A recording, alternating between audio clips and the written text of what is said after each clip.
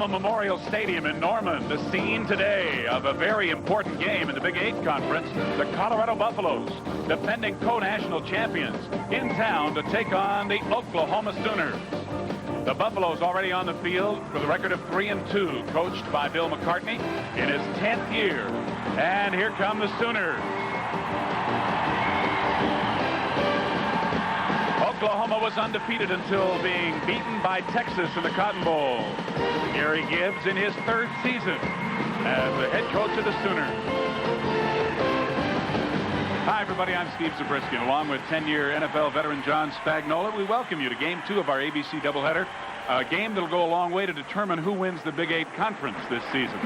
Colorado, John, the defending co-national champions, and I guess because of the proliferation of seniors on a team that wins the title, the next year almost every team faces what they're looking at, and that's turnover of players. That's right. Colorado lost 13 starters from last year's national championship team.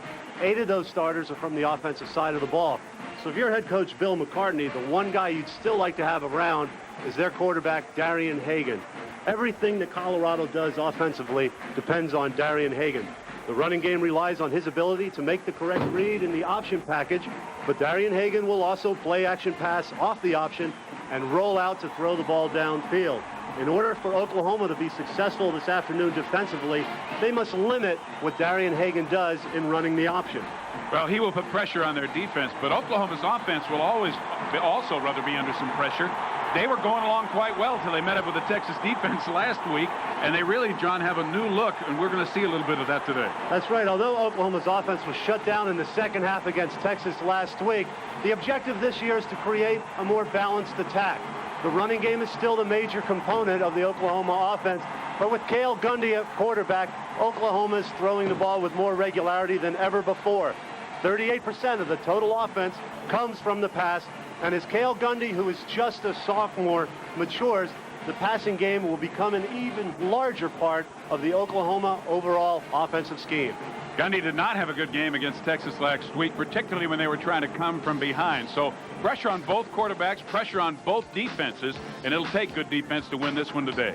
We'll be back with the opening kickoff from Norman, Oklahoma in just a minute. You won't believe the shop vac. It comes with a surprise.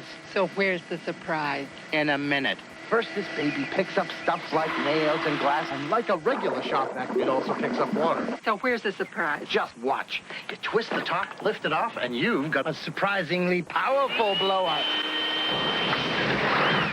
And don't forget to get Steam Team, the attachment that turns any shop vac into a powerful carpet cleaner. If you own a house or carpet, you gotta own a shop vac. Did you tell your boss you're quitting? No, I'm telling him on Monday. Got any plans yet? Few? No celebrity spokesman. I'm opening a restaurant. No beach volleyball games. How about another Heineken? No lengthy description of the brewing process. None of that is what made Heineken the #1 imported beer in America. You got that steady paycheck? Oh, yeah. I got a few bucks put away. So you want to own a restaurant? No, what I really want to do is be a relief pitcher.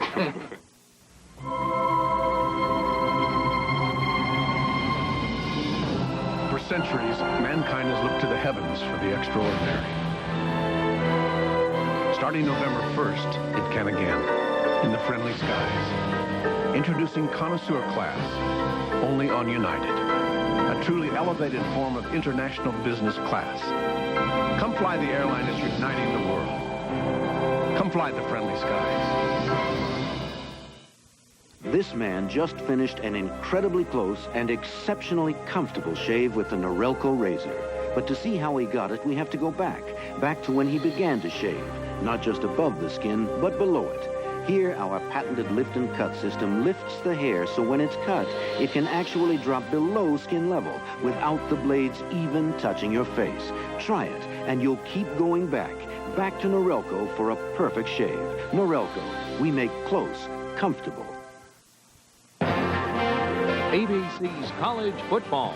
Brought to you by Chevrolet, the heartbeat of America, the cars more people depend on.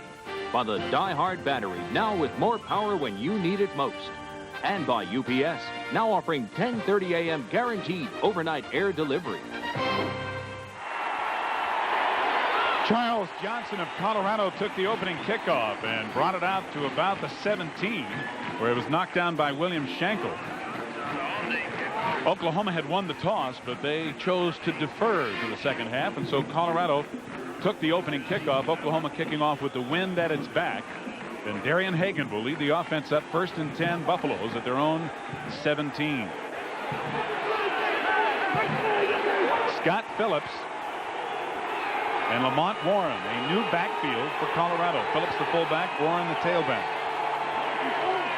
And it's a delay to Lamont Warren. And Warren gets maybe 3 to the 20, and that's all. Number 12, Lamont Warren. Joe Bowden, number 45 on the tackle. There's Darian Hagan. What an exciting player he is. He is the perfect man to run that option attack of Colorado. Warren and Phillips the starting backfield. Henry, Johnson, and Embry are the receivers.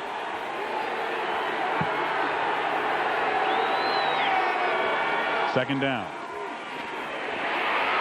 Hagan keeping. First down. Run out of bounds on the far side by the free safety, Terry Ray. But Darian Hagan showing that great speed and picking up a first down for Colorado across the 30.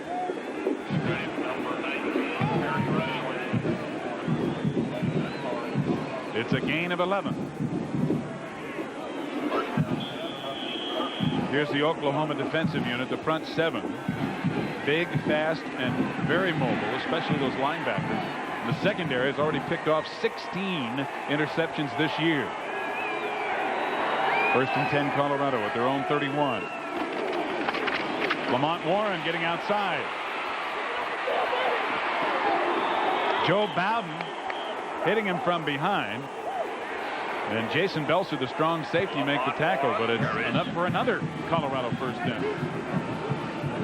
Oklahoma last week against Texas did the very same thing, decided to kick off, and Texas didn't get a single first down.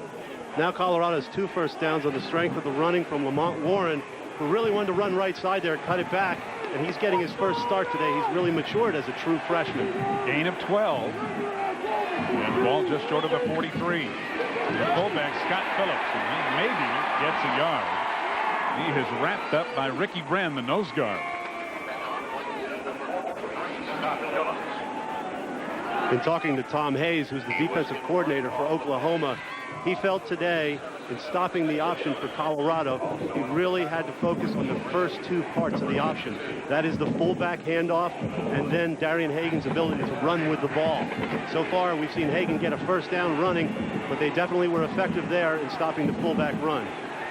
It's a gain of only 1 on Phillips' carry, so it's 2nd down and 9. First pass for Hagan, and he throws it behind the intended receiver, Rico Smith, number 86. So it'll bring up 3rd and 9. Darian Hagan's a pretty accurate quarterback. I'm surprised he misfired there. He's rated 9th in the country in passing efficiency. A lot of people just look at him as a running quarterback, but he really can throw the ball. And the Oklahoma defense is concerned about his ability to throw the ball deep. He's very accurate throwing the ball way downfield. See that Colorado has won 5 of their last 6 conference road openers. One of the things that makes Hagan's long passing so tough is that they have to respect the run. Everything usually in the passing game works right off the option. Preliminary movement along the line and flags fly, as Colorado was definitely in a passing formation on 3rd and 9. And we'll see whether Oklahoma jumped or whether they were pulled off by Colorado. Our referee is John Lurie. No foul, no contact, replay the down. Boy, oh boy.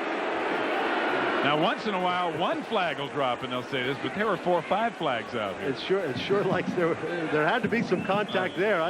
Maybe they saw movement by the offensive line and movement by the defensive line and contact, so they just decided to run the play over. Yeah. You lose your confidence in a ref when you see that call early in the game. There was definitely contact. Now, another flag is thrown on the far sideline before the snap once again.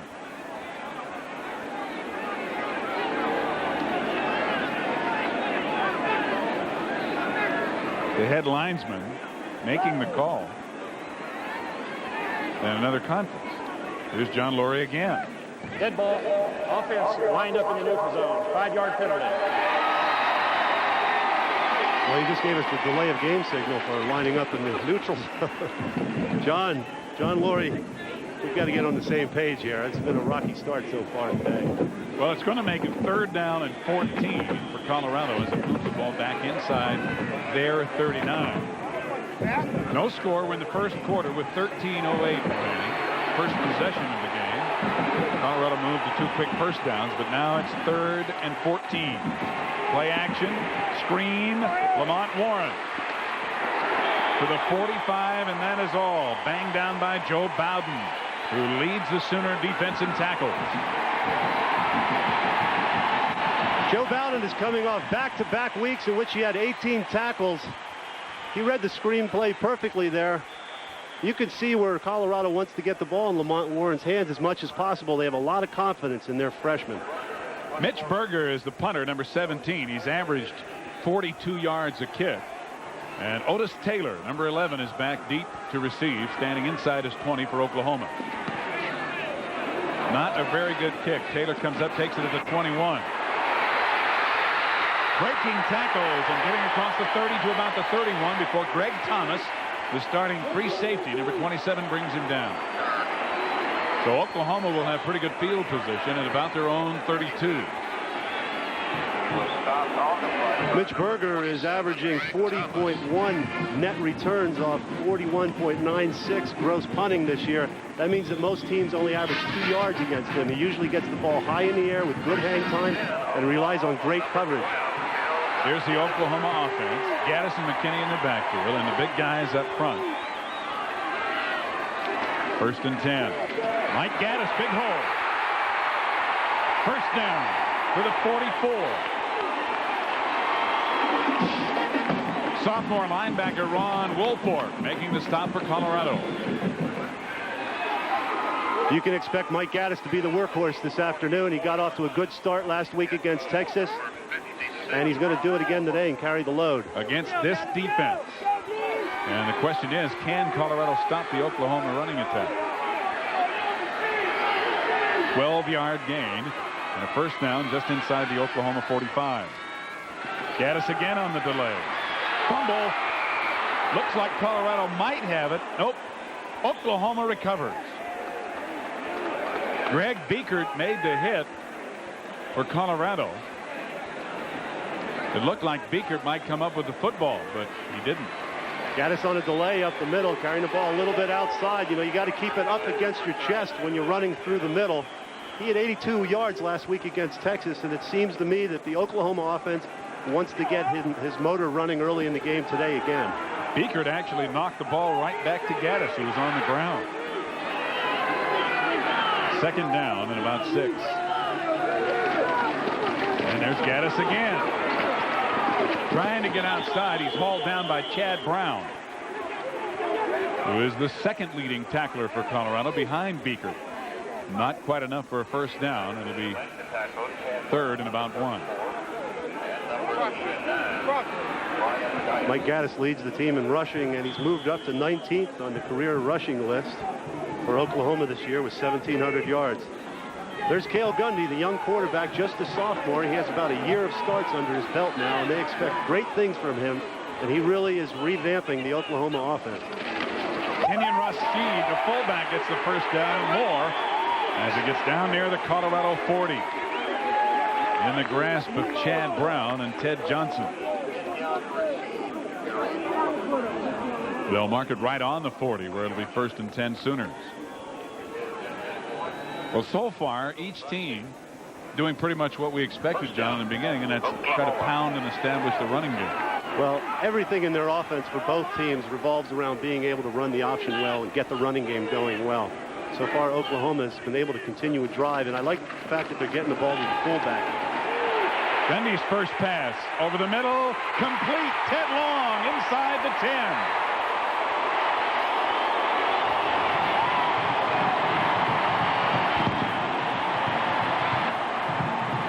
Ronnie Bradford knocked him down. but Long was able to hold on. It's 1st and goal, Oklahoma. Ted Long, who had an outstanding game last week against Texas. He's the only guy who scored a touchdown last week for Oklahoma. Gets open. There's definitely a blown assignment, and if Gundy was able to get the ball farther downfield, we'd have a touchdown now by Ted Long.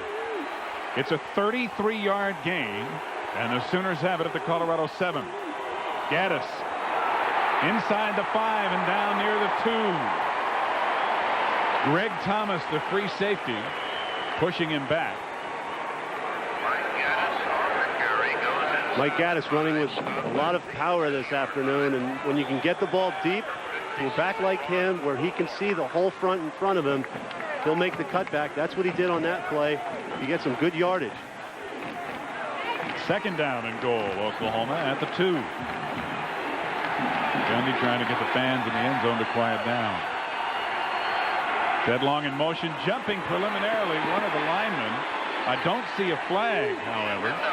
Kenyon Rashid did not make it to the goal line, but he's very close.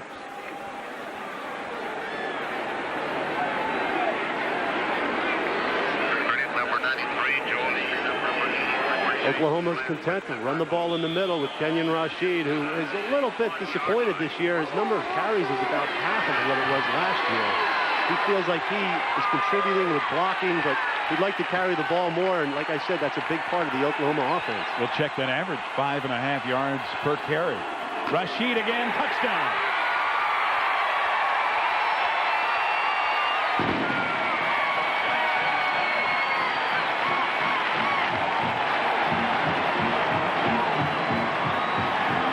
Oklahoma scores first.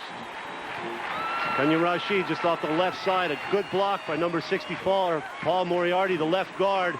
That's just power wedge blocking by that offensive line to allow Kenyon Rashid's power to get him into the end zone. Scott Blanton, a freshman, will do the extra point attempt. Out of the hold of punter Brad Riddell. It is good. 8:39 left to go in the first quarter. Oklahoma 7, Colorado nothing.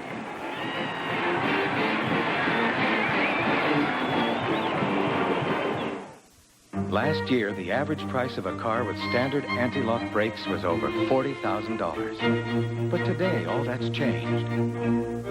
Because we understand the real value of safety.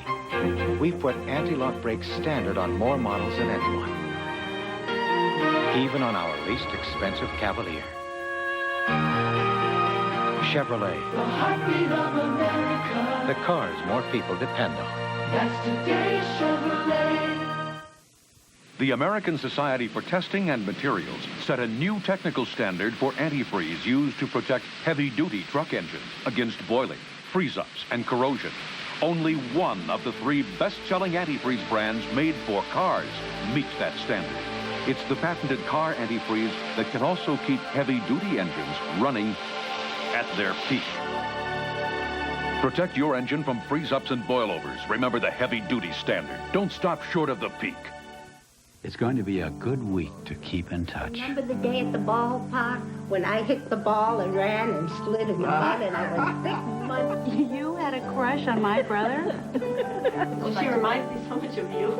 AT&T Reunion Week starts this Monday, and it's just 11 cents a minute for an out-of-state call. Anywhere in the U.S. from 5 to 11 p.m. So what are you waiting for? Hey, all right. Just 11 cents a minute to reach anyone, anywhere, all week. The Bengals and the Bills get it on under the lights. It's a shuffle on to Buffalo Monday night.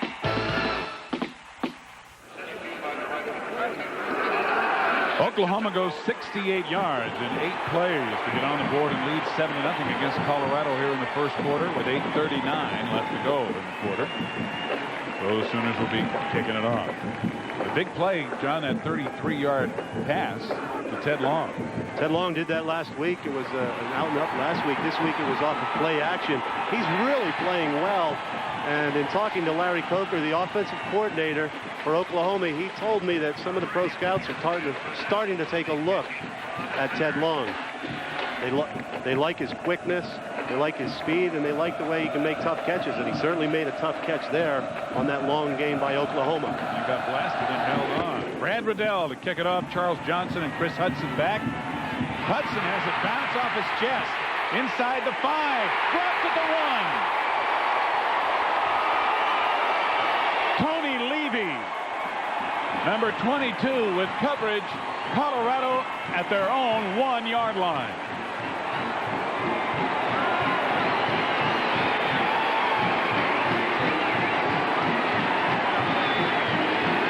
Well, that's just a disaster for Colorado.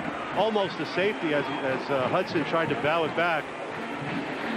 You know, there's a little wind here today, and I think the ball went a little far up into Hudson's chest, and that's because the wind was behind the kick. And I think he may have misjudged that kick. I think it sailed a little bit. Now the Buffaloes are going to have to ram it out of there. It's actually inside the 1-yard line. Power I formation. Lamont Warren trying to find a hole, gets out to the 3. 3 or 4 red shirts on him there, including Stacy Dillard and Corey Mayfield.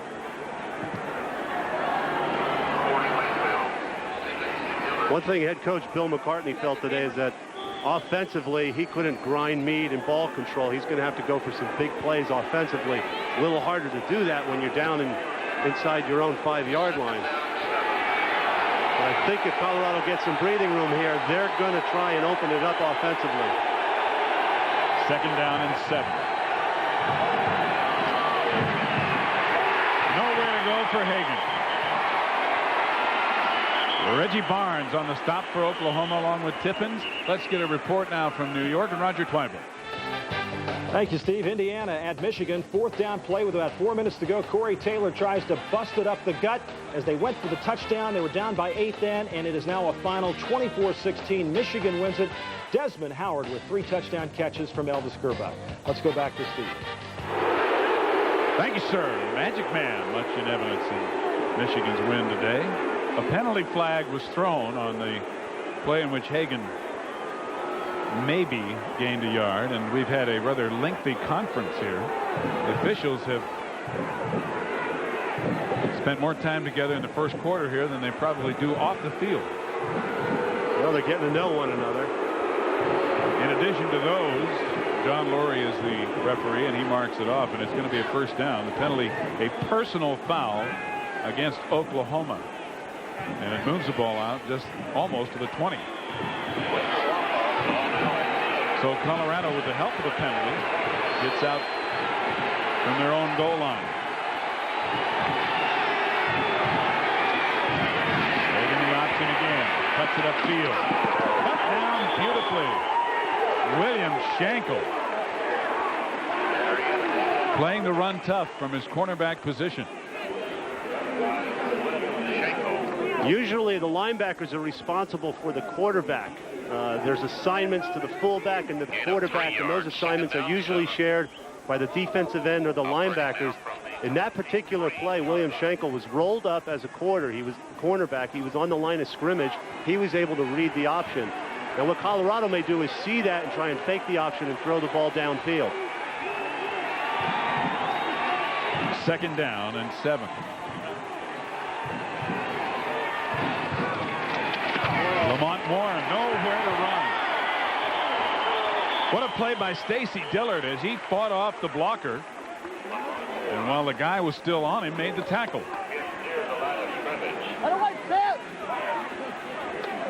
Stacy Dillard, number 77, a big, tall defensive lineman, realizes that he has to play lower because of his height. He gets blown off the ball sometimes.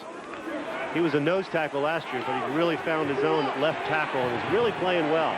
At 6'5", he's probably a little too tall for the nose guard position. That's exactly right. A nose guard, you usually want somebody in that 6'2" range that's strong and quick and can get very active with his hands.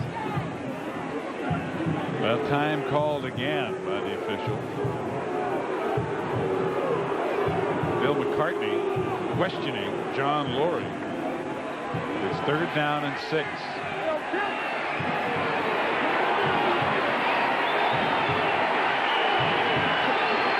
Bill McCartney wants to create some indecision in that experienced secondary for Oklahoma today. Oklahoma's secondary has returning starters at every position, 2- and 3-year starters at every position in the secondary.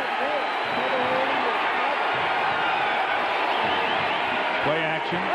Hagan to throw. Wide open is Mark Henry. Inside the 20. Hauled down at about the 11. Terry Ray, the free safety, had to come all the way across the field to make the stop. That's some of the indecision I mentioned, Steve. Mark Henry, who people call the second coming of Fred Biletnikoff because of his very disciplined routes and sure hands, just slips behind the defenders off of play action. He's able to get downfield and get behind the free safety, and there's a miscommunication there between the free safety and the cornerback on that play.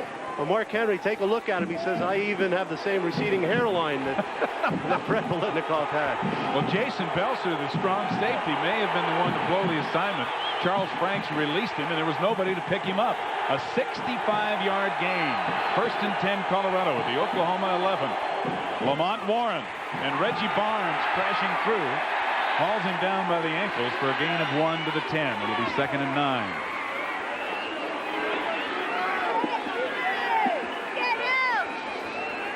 A reminder, next Saturday here on ABC at 3:30 Eastern and 2:30 Central, ABC Sports will bring you regional football coverage. Michigan State Spartans will take on the Ohio State Buckeyes. Or you'll see UCLA face Arizona State, Mississippi State at Auburn, North Carolina State at Clemson, or a game from the WAC conference, depending on where you may be next Saturday. Scott Phillips, the fullback, tripped up as he gets down near the 6. Stacy Dillard got a big arm in there and knocked him down. Scott Phillips was pressed into duty today as a starter because James Hill, the normal starting fullback for Colorado, got dinged this week, got hit in the head, and he had a little memory loss. And as a result of that, he didn't even make the trip this week. They didn't want to take any chances with James Hill. So Scott Phillips is getting his start in there, and he has some experience. Colorado is asked for a timeout with 4:39 left to go in the first quarter. They're threatening, trailing by 7. Sharp brings you the world of big events. The big bowl games, concerts, the championship games, the playoffs, title fights, hit movies. Big events the way they were meant to be seen. Big on Sharp Vision, the liquid crystal projection system with the 8-foot picture that makes you feel like you're there. Now, see the Holyfield Tyson fight on Sharp Vision. Come in for a demonstration, and you could win a trip to the fight. Buy Sharp Vision and get a $500 rebate. Sharp Vision. For information, call 1-800-B-SHARP. There's a reason more people go to Sears for a new battery. Can't believe I left my lights on. Only Sears has the Die Hard. Sears is so confident of Die Hard starting power, if you need a jump, Sears will do it absolutely free. Anytime, anywhere, even if you leave your lights on. I got stranded once. Never again. Sears Die Hard. More power when you need it most. Who's going to back you better than Sears? There's a first time for everything. Your first love, first kiss, first date, first job, and your first new car. For more people, that first new car is Chevy Cavalier.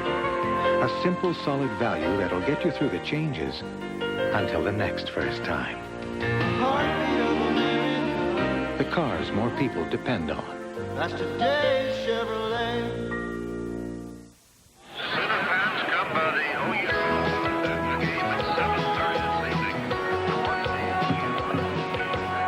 Yes, the main quadrangle on the campus here at the University of Oklahoma. Flowers in bloom even in the fall. And a magnificent fall day here. Cold front going through here last night, knocking the temperature down. 3rd down and 5. Hagan looking in the end zone. Touchdown to the tight end, Sean Brown. Colorado drives 99 yards with the help of a penalty and a 65-yard pass play. And now with the extra point to come, they trail by just 1. A 6-yard touchdown pass from Darian Hagan to Sean Brown. Jim Harper on to attempt the extra point for the Buffalo. He skanked it badly. Mishit it badly. 4:33 to go in the first quarter. Oklahoma with a 1-point lead by virtue of the missed extra point, 7-6.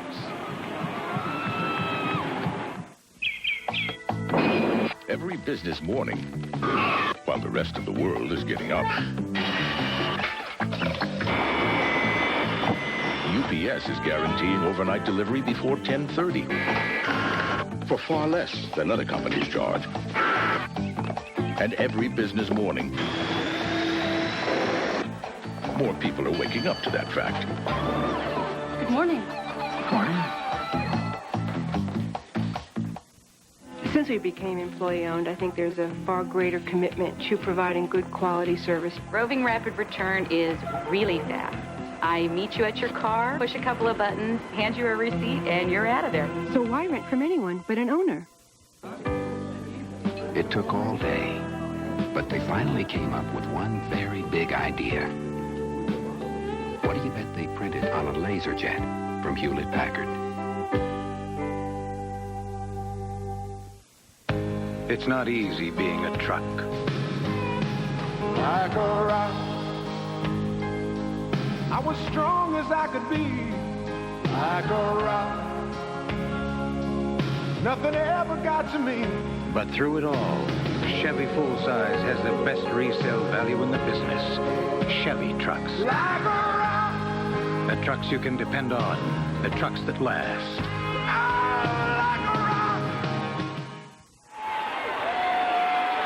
Head coach Bill McCartney felt like he had to get touchdowns today. Watch Sean Brown on the left side of your screen, number 87. As Darian Hagan rolls out, he throws the ball exactly where it has to be caught. Sean Brown was actually covered on that play. Darian Hagan has a lot of confidence in the strength of his arm, and he was able to throw the ball where it had to be in order to be completed. This is WFTV Channel 9 Orlando. By 1. Back deep to receive 11, Otis Taylor, and 20, Ernest Williams for the Sooners, as Mitch Berger will kick it off for Colorado. At least that timeout was well worthwhile, though, Steve. I mean, in 3rd and 5, you call timeout, you want to get 6 points out of it, so it wasn't a wasted timeout in that sense. Not at all. A 99-yard scoring drive as the wind blows the ball off the tee, and it may be that Berger wants to have somebody come hold it. No, I think he's going to try it again. Only 7 plays in that 99-yard drive. And, of course, when they were facing 3rd and 6, Oklahoma hit with a 15-yard penalty, personal foul, that kept the drive, followed by a 65-yard pass deep into Oklahoma territory. So an impressive drive by Colorado. Berger into the wind, line drives it. Otis Taylor from the 3. Trying to get outside. Finally run out of bounds by Greg Thomas. But a good return by Otis Taylor. And again, Oklahoma will have decent field position outside of their own 25. As usual, we'll keep you up to date with scores from other games around the country, both those that have been completed and those in progress all afternoon.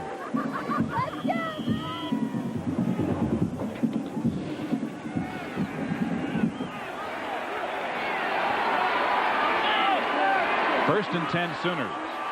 Just outside their own 27, Cale Gundy. And it looked like a busted play.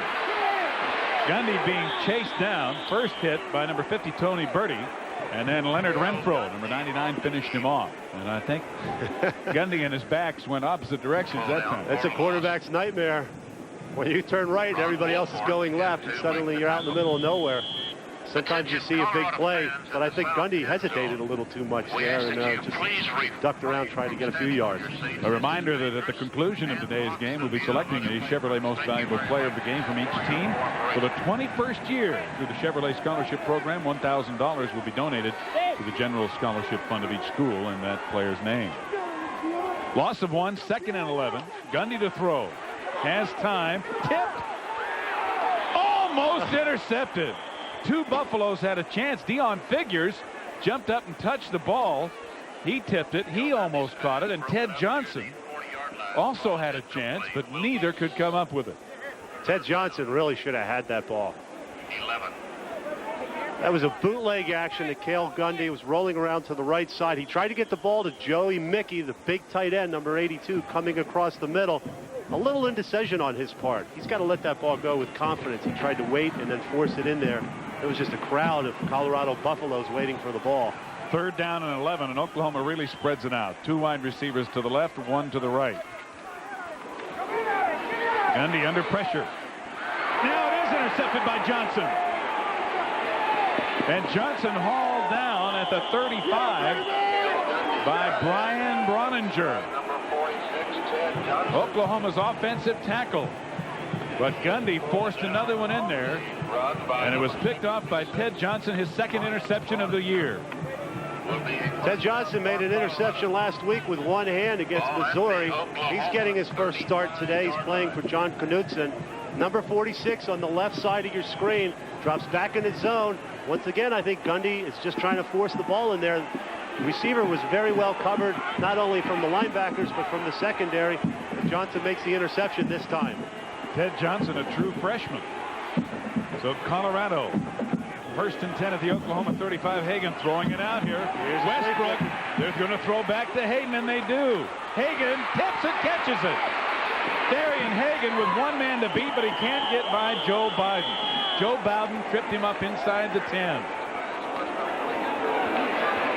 Let's get an update from Roger Twibel.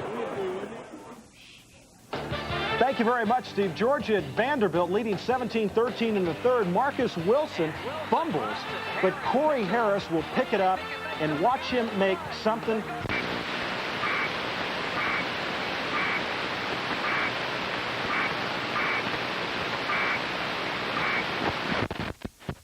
(27-17). Vandy leads Georgia. Let's go back to Steve. Joe Bowden saved the touchdown as Darian Hagan on the throwback almost took it into the end zone. And on 1st and goal. All right, so lateral pass to the wide receiver on your left side.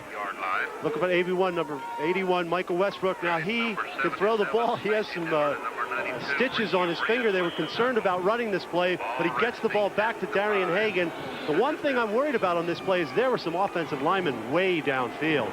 And I think you have a good case for a penalty about getting offensive linemen downfield on that play. And because Hagan did catch that ball ahead of the line of scrimmage. 2nd down and goal, Colorado from the 5. The flip out to Lamont Moore, and he's throwing a pass. Incomplete. This time, Michael Westbrook was the intended receiver. So it'll be 3rd and goal.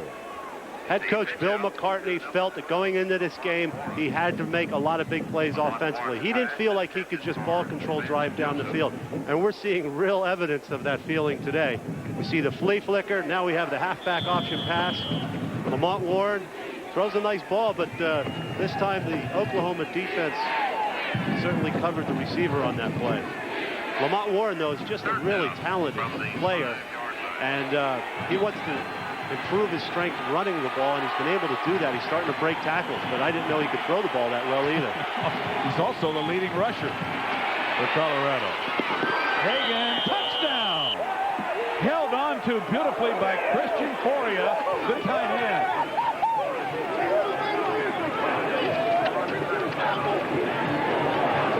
Cornerback Darnell Walker was there, and he was all over Foria, but the big tight end holds on, and Colorado takes the lead.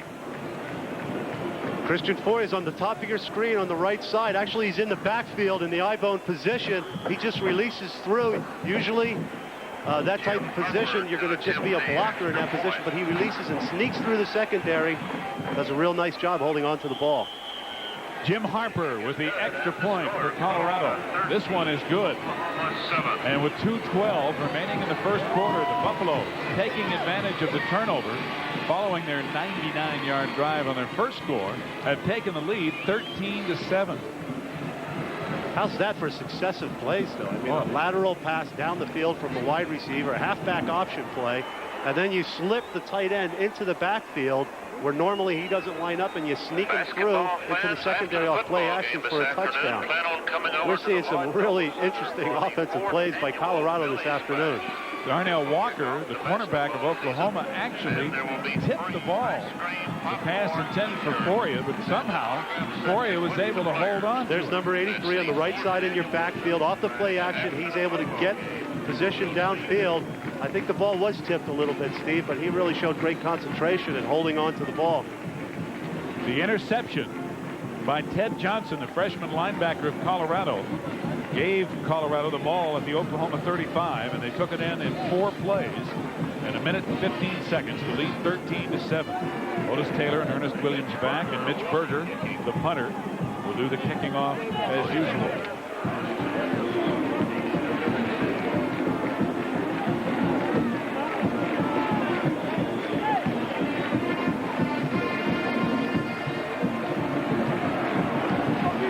Very high short kick. Otis Taylor fumbles the ball. And it looks like Biekert may have fallen on it for Colorado. He does. Greg Biekert. And Colorado gets another break, getting the fumble near the 20. Well, remember on the other kickoff when we saw Chris Hudson for Colorado fumble the ball because the ball was deep. This time the wind affects the ball, and it's short on Otis Taylor. Consequently, he doesn't get up on the ball in time to make a good, sound catch of the kickoff. And there's Greg Biekert, who made the recovery. Colorado's in good field position again.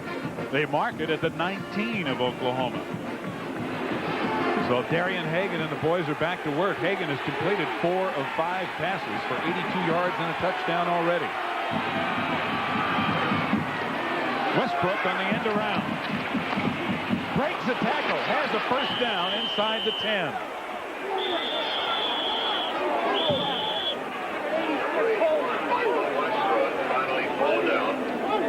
With us on the sidelines, former Oklahoma quarterback Dean Blevins. Dean. Guys, the Colorado fans are into the game. All 3,000 bought a ticket. Bill McCartney struggled early. They were 1-10 in '84. Used to only bring about 100, but as you see, the folks are here in Raleigh. Back to you. Well, that's what winning will do for you. A few more people decide they're going to make the trip, and right now they're pretty happy. Because Colorado leads by 6, and they have the football, although there was a penalty on that play, inside the 20. I don't think there was a penalty. I think they're just respotting the ball. It looks like they're spotting about where the yard marker is. Well, look at Westbrook today. He's going to catch passes. He's going to throw passes. Now he's going to run a reverse. Very talented young player. And he's one of the few real true wide receivers that they've recruited in this Colorado offense. Hagan waiting to pitch. Pitches at the call. Kent Call. And Charles Franks runs him out of bounds on the near sideline around the 15. Short gain on the play. Kent Call had been the starting tailback. He's a redshirt freshman. But Lamont Warren had been so impressive that Warren got the start today. 2 really young, gifted running backs for Colorado. Ken Hall's a redshirt freshman. Lamont Warren is a true freshman. They're going to pick up the slack for Eric Bieniemy, who was drafted in the 2nd round last year by San Diego. Hagan going the other way, looking to throw into the end zone. Touchdown, Westbrook. Michael Westbrook beat the strong safety, Jason Belzer. And Colorado has turned 2 turnovers into 2 quick touchdowns. Well, Michael Westbrook has the trifecta today. He's thrown, he's caught, and he's run. He runs a corner pattern. Darian Hagan gets the ball way out in front of him, and he just beats number 29, Jason Belzer. I'm surprised the strong safety is covering the wide receiver there, man-to-man. The extra point is good.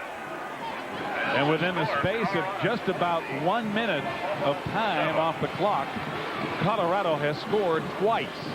They lead 20-7 with 1:35 to go in the first quarter.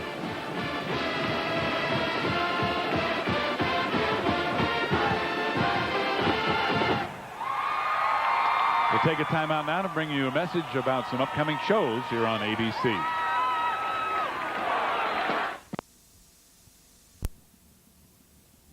Taylor, who along with Ernest Williams is back to receive yet another Colorado kickoff. We'll see how the kickoff affects Otis Taylor this time. You know, there's not that much of a wind. It was only 11 miles an hour at game time. I'm surprised that there's been so many problems on the kickoff return.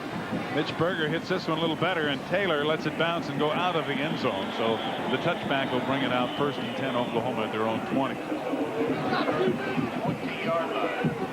That time, Colorado had to drive only 19 yards after Taylor had fumbled the previous kickoff, and they did it in 3 plays in 37 seconds. Well, the turnovers for Oklahoma, the interception and the fumbled kickoff, certainly hurt them so far. And, you know, Oklahoma, I don't think is comfortable in a come-from-behind type situation with their offense. Yes, they throw the ball more, but they don't have the kind of confidence that they really need to get that far behind and throw it. And Gundy has not been throwing well. Mike Gaddis tripped up as he crossed the line of scrimmage, falls forward for a couple. Chad Brown on the stop for Colorado. It'll be 2nd down and about 8. 3-yard pickup on the play will be 2nd down 7. Gundy really struggled, John, last week in the 4th quarter against Texas, and here he's had a very tough 1st quarter throwing the ball as well. Well, last week it was a different situation. He had to throw the ball when it was an untenable situation. He was behind at the end of the game and throwing into the strength of Texas's defensive strength, which is their defensive line in their secondary. Gaddis again. Across the 25, and that's all as he's pushed back. Greg Piekert, the leading tackler, and Chad Brown stopping him. But at least this week he has 3 quarters, so he doesn't have to throw the ball on every play. There's certainly an awful lot of time for Cale Gundy. Mike Gaddis in the backfield. He's coming off that knee surgery of 2 years ago, and 2 years ago when he had his knee hurt, he was the 2nd leading rusher in college football, averaging 165 yards a game after 5.5 games. He's out of there now. Mike McKinley in at quarterback. Ernest Williams, the tailback, and Williams has it. He's dropped for a loss. Eric Hamilton, the strong safety, in there in a hurry to bring Williams down, and that's the way you play the option. That's exactly right. The schemes really aren't that different for both defenses. I mean, they're going to use the linebackers against the quarterback and the fullback and use the secondary against the pitch man. And in this case, Eric Hamilton was in the right position, and he played the pitch extremely well. Looks as if Oklahoma has called a timeout with just 7 seconds to go in the quarter. They want to punt this ball with the wind at their back. So they used a timeout to stop the clock and to give them the opportunity to get the punt away with the wind at their back before the time in the quarter ran out. That's not a bad idea. 7 seconds left. Certainly you're going to gain at least 10, maybe 20 yards in field position as opposed to punting into the wind. So I don't have any problems with that. And Brad Riddell has been a very good punter, while the field goal kicking of Oklahoma has left a little to be desired. Riddell has averaged over 42.5 yards per punt. There's certainly a defensive slant for the way that Oklahoma thinks, though. They kicked off when they won the coin toss to start the game. Now they're taking a timeout. They really like to play the field position game, but, you know, they're behind 13 points, and they aren't going to be able to do that all game. Darian Hagan back deep, and it is not a real good kick by Riddell. Hagan runs up, takes it on the 39. Flag down, and Hagan's out of bounds and near the Oklahoma 45. Darian Hagan on the return, knocked out of bounds near the 48-yard line. So John Laurie, our referee, and his crew have been quite busy today. Chris Melson ran him out of bounds, and there's a clip against Colorado. The clip is back at the Colorado 37. Well, Bill McCartney sees a pretty good return by Hagan negated. Colorado will lose their field position. That's the end of the first quarter. Colorado up by 13 over Oklahoma. There's Gary Gibbs, the head coach of Oklahoma, who is really under some pressure. He's lost to Texas all 3 of his first 3 years. He's in danger of losing to Colorado all 3 of his first 3 years. And other than Nebraska, if you're the head coach at Oklahoma, you have to win those games. And Gary Gibbs down here by 13. Now here's an unusual situation. The quarter apparently cannot end on this penalty. So Colorado has got to run this play, still down at this end of the field as Hagan runs the option out to about the 24 where Chris Wilson knocks him down. And now they are going to change ends. During the break, both teams of players walked from one end of the field to the other twice because there was a great deal of confusion about whether or not the quarter had officially ended. That's the first time you ever seen two teams take part in cardiovascular conditioning between the quarters. Yeah, just what they need. It's a good thing it's not 90 degrees today to go up and down the field enough. You know, getting back to Gary Gibbs, Steve, other than Nebraska, no other team has beaten Oklahoma 3 times in a row since 1927, and that was Kansas State. And he felt that this year he would certainly get back into the Big 8 and feel a lot better about the Big 8 conference after losing to Texas last week. It really was important for him to get back in the Big 8 schedule and do well. So far, it hasn't gone his way today. No, and you can tell by those 3 touchdown passes by Darian Hagan. 2 of them coming after Oklahoma turnovers, and the other one a 99-yard drive by the Buffaloes, starting at their own 1. Now we've got things squared away. The ball is at the right end of the field. It's at the 24 of Colorado, and the Buffaloes have it 2nd down and about 8 yards to go. 24-yard line. Hagan looking to throw a quick in, and it's complete to Sean Brown, the tight end, at the 30. Knocked down right away by a strong safety, Jason Belser. He was hit. Let's go back down on the sideline to Dean Blevins. Hagan, clearly the story. He's an incredible story. He hurts a knee in the Orange Bowl, hurts a hamstring earlier in the year, has a bad ankle. He returns punts. Clearly the player. Injury update in front of me here. Mark Henry, a wide receiver, is out for the game, has a hurt knee. Oklahoma nose guard Corey Mayfield, an ankle he will try later. Back to you guys. All right, thanks, Dean. It's 3rd down and about 2. Hagan looking for the option, and he is well covered.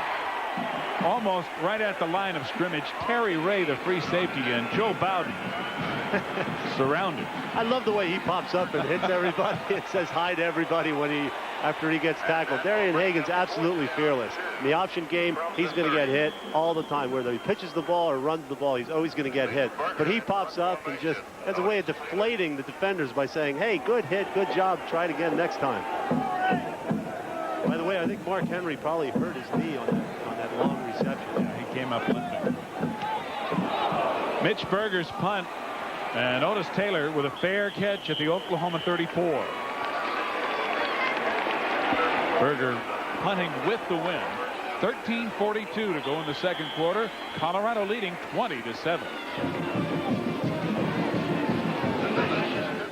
Hagan and Phillips on the sideline. They just had a little chat with one of their offensive coaches, and their offense has been doing just fine, thank you. They lead 20-7. Oklahoma has it 1st and 10 at their own 34.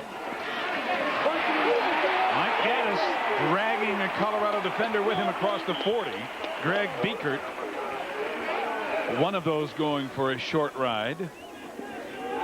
And a good 1st down game. Here's the stats of the 1st quarter. Colorado's having their way offensively, really passing the ball with 125 yards. Oklahoma, you know, we talked about their balanced attack at the beginning of the show. It's balanced, but the numbers aren't nearly as high as they'd like to be.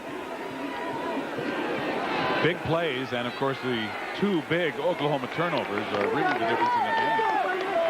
13 minutes to go in the 2nd quarter. On 2nd down, Gaddis again tried to hurdle the pile and appears to have picked up enough for the 1st down as it was 2nd and 1. Leonard Renfro leading the defense for Colorado. Nebraska getting beaten today. Boy, if they'd announced that score at this stadium, you'll hear a real reaction from the fans. Baby. Everybody will Look be at this. Vanderbilt's leading Georgia. Gaddis now has carried 8 times for 45 yards. Oklahoma on 1st down. Gundy, the option pass, hauled down from behind. Jeff Bruner, the nose tackle, breaking through to sack Gundy before he could get it away. Down by number 39, Jeff Bruner. You know, Cale Gundy had a play here. There was a rolled-up coverage on the right side. I don't know if you'll see it or not, but off the option fake, nose guard just slips through the center, Randy Wallace. But Gundy really had an opportunity to get the ball down the sideline to his wide receiver. It's just a blown assignment in the offensive line. Well, penalty flags fly before really the snap. So no play as it was second down and 14. The officials stopped it. And we'll hear from John Laurie again. Dead ball, illegal procedure, offense. You'd think if they could, send people to the moon and all the technology we have, they could get a referee's mic that didn't feed back on him in the stadium like they all seem to do. Now the penalty moves them back even farther to where it's second down and 19. Oklahoma at their own 38.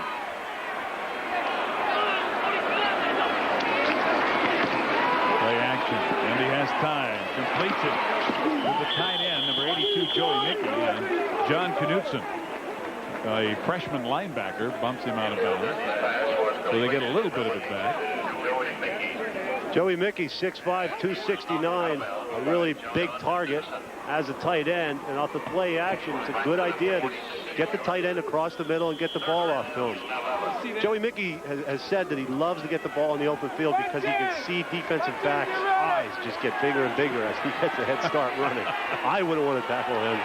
Man, he's a load. 3rd and 11. Oklahoma at their own 46. Fake to Gaddis. Ready to throw again. Completing to Ted Long, who slips the tackle. Short of the first down and still fighting for yardage. Eric Hamilton, the strong safety, with a good tackle. But then Long wouldn't give up. He does appear to be short of the first down. And the Oklahoma crowd a little upset.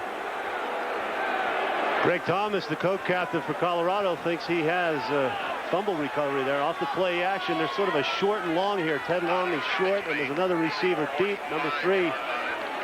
Yeah, he does cough the ball up a little bit. I don't know if it winds up on the ground or not. It's really hard to tell from this angle. Well, it brings up 4th down and about 2 yards to go. And Oklahoma, with the ball at the Colorado 45, is going for it. Gaddis has the first down. Greg Thomas, a free safety, stopping him, but not before Gaddis got it down to the 41 of Colorado. 1st and 10, Oklahoma.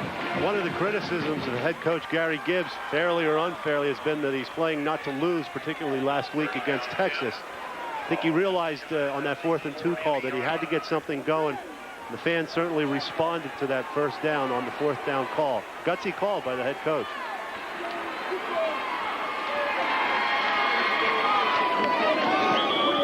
Penalty flags again before the play can get underway. Before the ball was snapped. Oklahoma may have been guilty of illegal procedure one more time.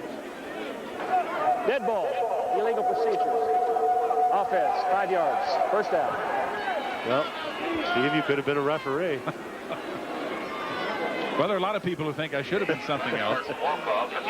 Monday Night Football here on ABC. Jim Kelly and the Buffalo Bills will be hosting the Cincinnati Bengals. They've been somewhat of a surprise. The Bills with the AFC's best record. They're 6-1 this year. Boomer Esiason and the Bengals still trying to get on track. Monday Night Football here on ABC Live, 9 Eastern Time. Oklahoma now, first down and 15.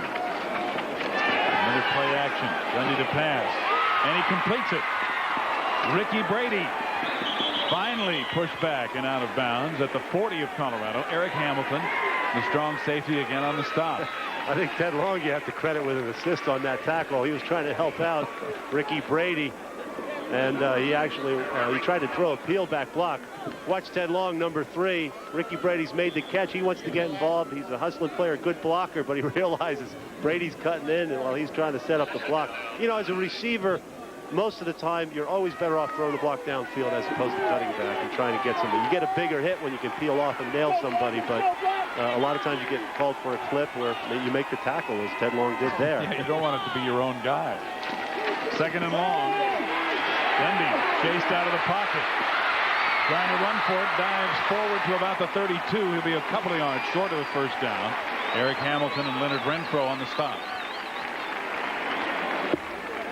Jeff Bruner made good penetration. Watch the nose tackle.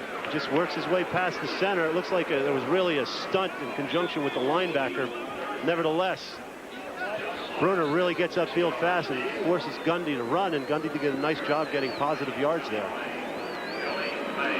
We see a little confusion on Oklahoma with substitutions. They had problems last week getting players in and out, and they had to call some timeouts against Texas.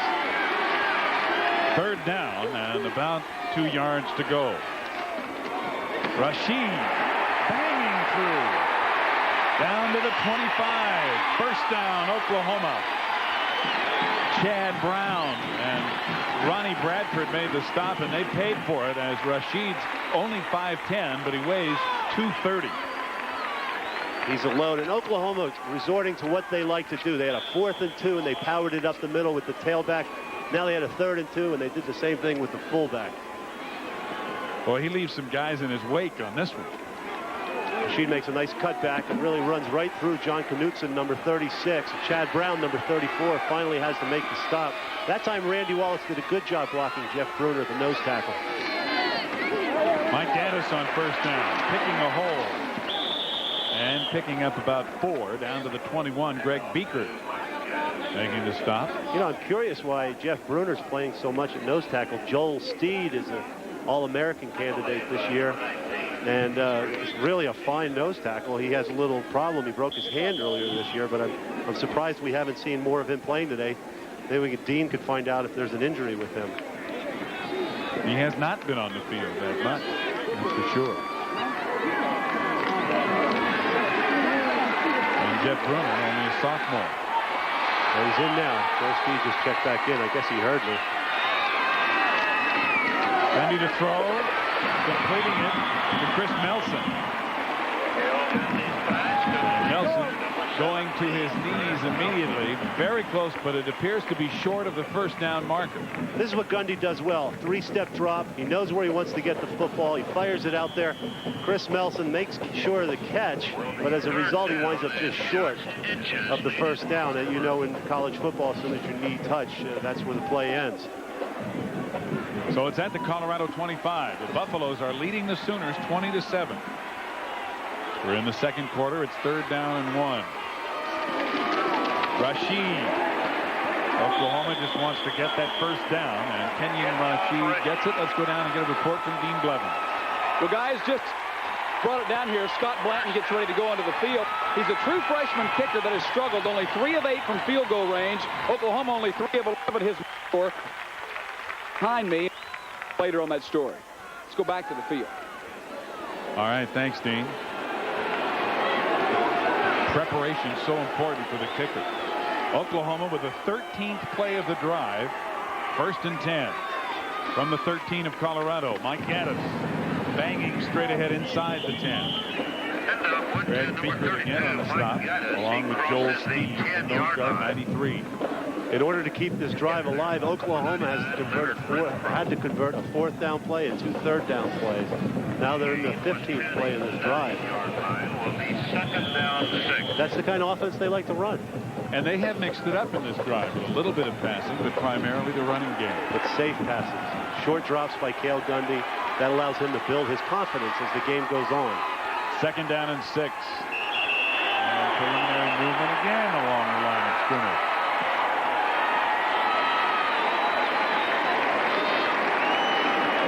Got about 4 hankies out.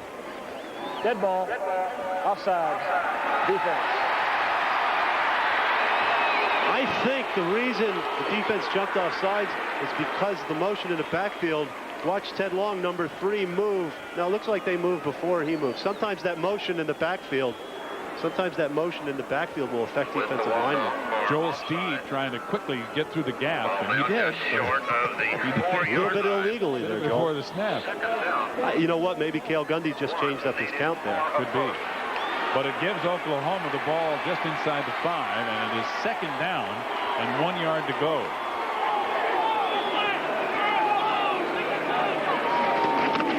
Rashid banging for the first down near the 3.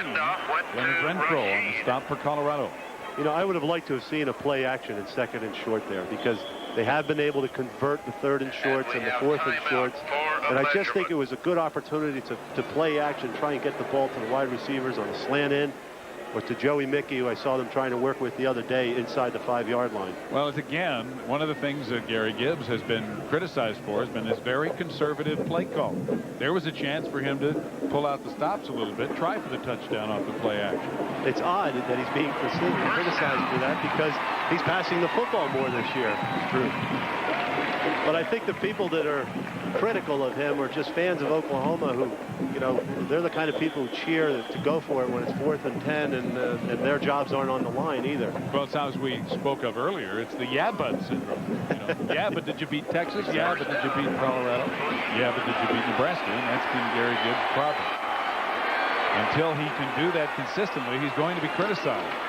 Gaddis walks in for a touchdown.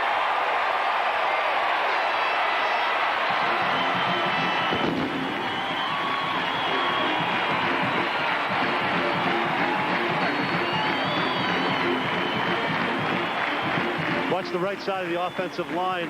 Number 70, Brandon Houston and Jeff Ressler blocked down. The tight end blocks out Joey Mickey, number 82. And there's just a wide open hole there for Mike Gaddis. Scott Blanton on to attempt the extra point. And it is good. So Oklahoma comes back. 5:26 to go in the first half. It is now Colorado 20. Oklahoma 14. Check out the SAT scores among college football players across the nation.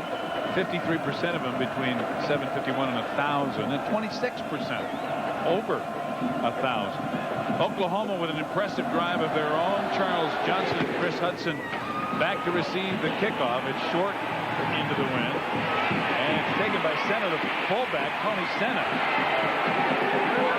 He's still going. He runs like a fullback. Getting it out to about the 27-yard line. Oklahoma scoring on a 66-yard drive, 15 plays, and they ate up 8 minutes and 16 seconds of the clock. And it was actually Gaddis who took it in on a 2-yard run, not Rashid. And we'll look at it one more time. From the defensive side of the ball, down blocking by the right tackle and the right guard, and Joey Mickey, the tight end, kicked out, and Gaddis had a wide open play. Flags fly, and Lamont Warren goes down. Reggie Barnes with that great penetration right there in the Colorado backfield, but there are penalty flags on the turf. Illegal motion against Colorado, and we'll see what Oklahoma does. Illegal motion. Offense. Penalty decline. Second down. I kind of thought that might be the case with the loss on the play, a significant one. Oklahoma electing to decline the penalty. 5:17 to go in the first half. And the officials now, John Lurie asked for a timeout again. Look at this one.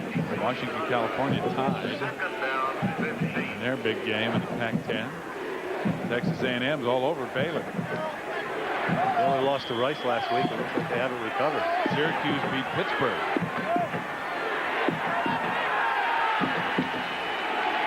Second down, 15.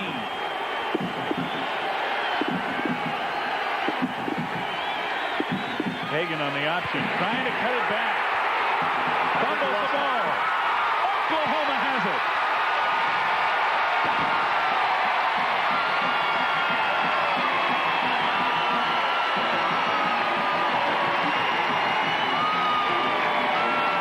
Stacy Dillard forced a fumble, and Reggie Barnes appeared to come up with the ball. Oklahoma finally gets a break of their own. Watch Reggie Barnes, number 40, trailing the play on the backside. Darian Hagan cuts it up. For what reason, I don't know. But number 40, Reggie Barnes, was alert enough to pick the ball up. And I'm seeing a few oranges splattered on the field now. Well, the winner of this game will have a leg up on the Orange Bowl. Nebraska, of course, will have something to say about it. 1st and 10, Oklahoma. Colorado 24. Mike McKinley in at fullback. Gets a yard or two is all before he's thrown back. Oklahoma's gone back to the power game, to the fullback, and this is their bread and butter offense. This is the thing they're most comfortable with. Even though last week Mike McKinley fumbled the ball against Texas, and it resulted in the winning touchdown for Texas. A moment ago, you saw Marshall leading North Carolina State in the fourth quarter. So we're seeing a few upsets in the making today. Second down.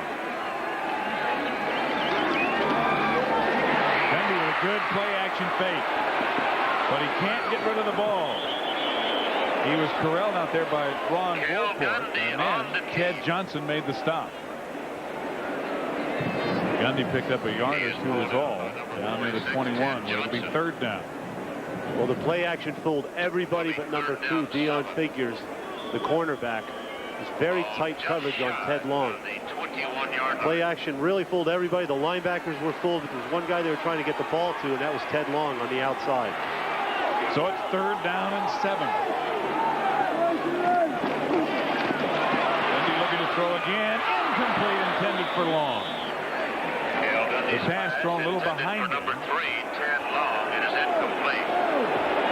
Gundy was laid out by number 56, Ron Wolford, too. Colorado blitzed on that play. Gundy had to get rid of the ball a little sooner than he wanted to. So on fourth down, Scott Blanton, who has only made 3 of 8 field goal attempts, and his longest has only been 32 yards, will attempt this one of 39 yards. And it is good. He likes those home goalposts. Blanton missed 3 field goals in the Texas game last week. That is his career longest, and it makes it 20-17 Colorado.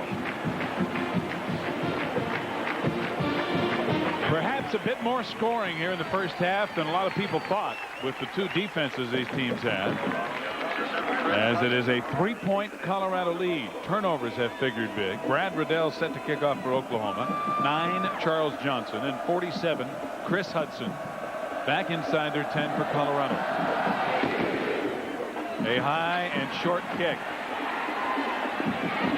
Hudson out across the 35 before he's knocked down by Chris Melson and Tony Levy.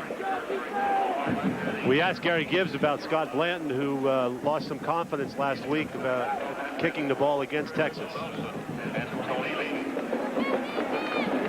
Well, again, we've got all the confidence in the world in Scott. It was a tough day for Scott. Obviously, the width of the goalpost has had an effect on all kickers throughout the country, and obviously it's had an effect on our kicking game. And last week that was a great example. But we've got confidence in Scott, and he's a good kicker, and he'll get the ball through the uprights. I think Scott's got a little confidence back, too. Lamont Warren, the ball carrier for Colorado, with short yardage on first down. Ricky Wren on the stop for Oklahoma. You know, it does help to kick at home now. He practices here. He's used to kicking here. The Cotton Bowl last week is just a little strange environment for him. He only got to work out there in pre-game. And, boy, he just barely missed those 2 field goals, his first 2 last week. So this week, just that little comfort zone that he has from being at home may be the difference between making it and missing it. Of course, he just kicked his longest career field goal, and that's got to boost his confidence as well. Into the win. Colorado's second down at their own 38. Lamont Warren again in a good hole. But that Oklahoma defense, the great team speed, closing quickly. Joe Bowden in particular, preventing Warren from getting the first down. He's out to the 45. Now here's a correction on the score. Marshall is leading North Carolina State, but it is 14-9 in the fourth quarter. 11th ranked North Carolina State. Wow. Well, the Wolfpack might be looking ahead to their showdown with Clemson in the ACC, overlooking Marshall a little bit. Hey, Joe Bowden is just all over the place this afternoon, though. I mean, on that particular play, Warren wanted to make a move downfield, and he didn't even see Bowden. Bowden ran him down. 3rd and 1. Lamont Warren again banging ahead for the first down. Chris Wilson covering him along with Terry Ray, the free safety, but it is enough for a Colorado first down at the Colorado 49.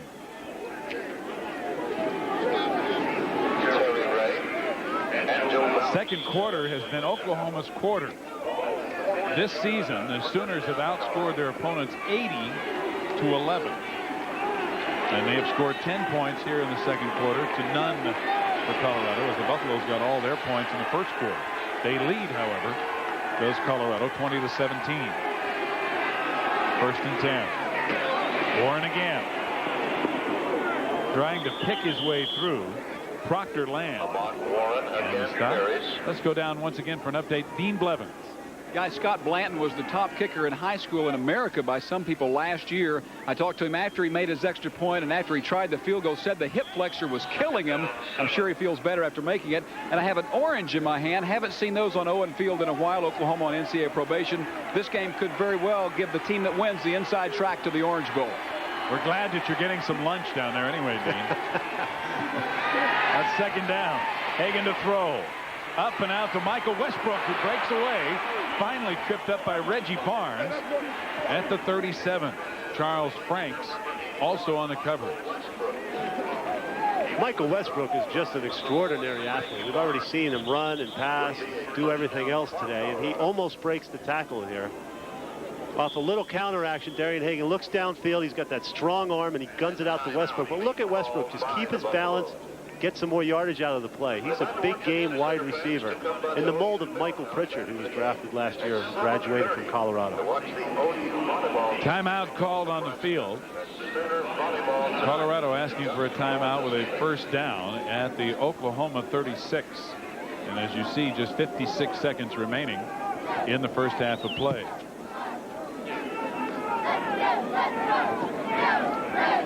Well, tonight on ABC, after all new episodes of Who's the Boss and Growing Pains, it's Madonna in the network television premiere of Who's That Girl, an ABC movie special presentation tonight here on ABC. Colorado trying to make the most of the last 56 seconds here, John, and they're 36 yards away. A field goal gives them a tie at halftime, but I'm sure they'd prefer to try to get it in there for 6. Oh, I think they would. They have Jim Harper, who has a pretty strong leg. He's kicked 1 for 1 outside of 50 this year, and he's made his 1 field goal inside of 50, between 40 and 50. But like I said, Bill McCartney really wants to get 7. He just feels that there's too much overall power in Oklahoma. So I'm sure that he's got some sort of plays to design. First of all, to get within field goal position and then take some shots at the end zone and try and score 7 points.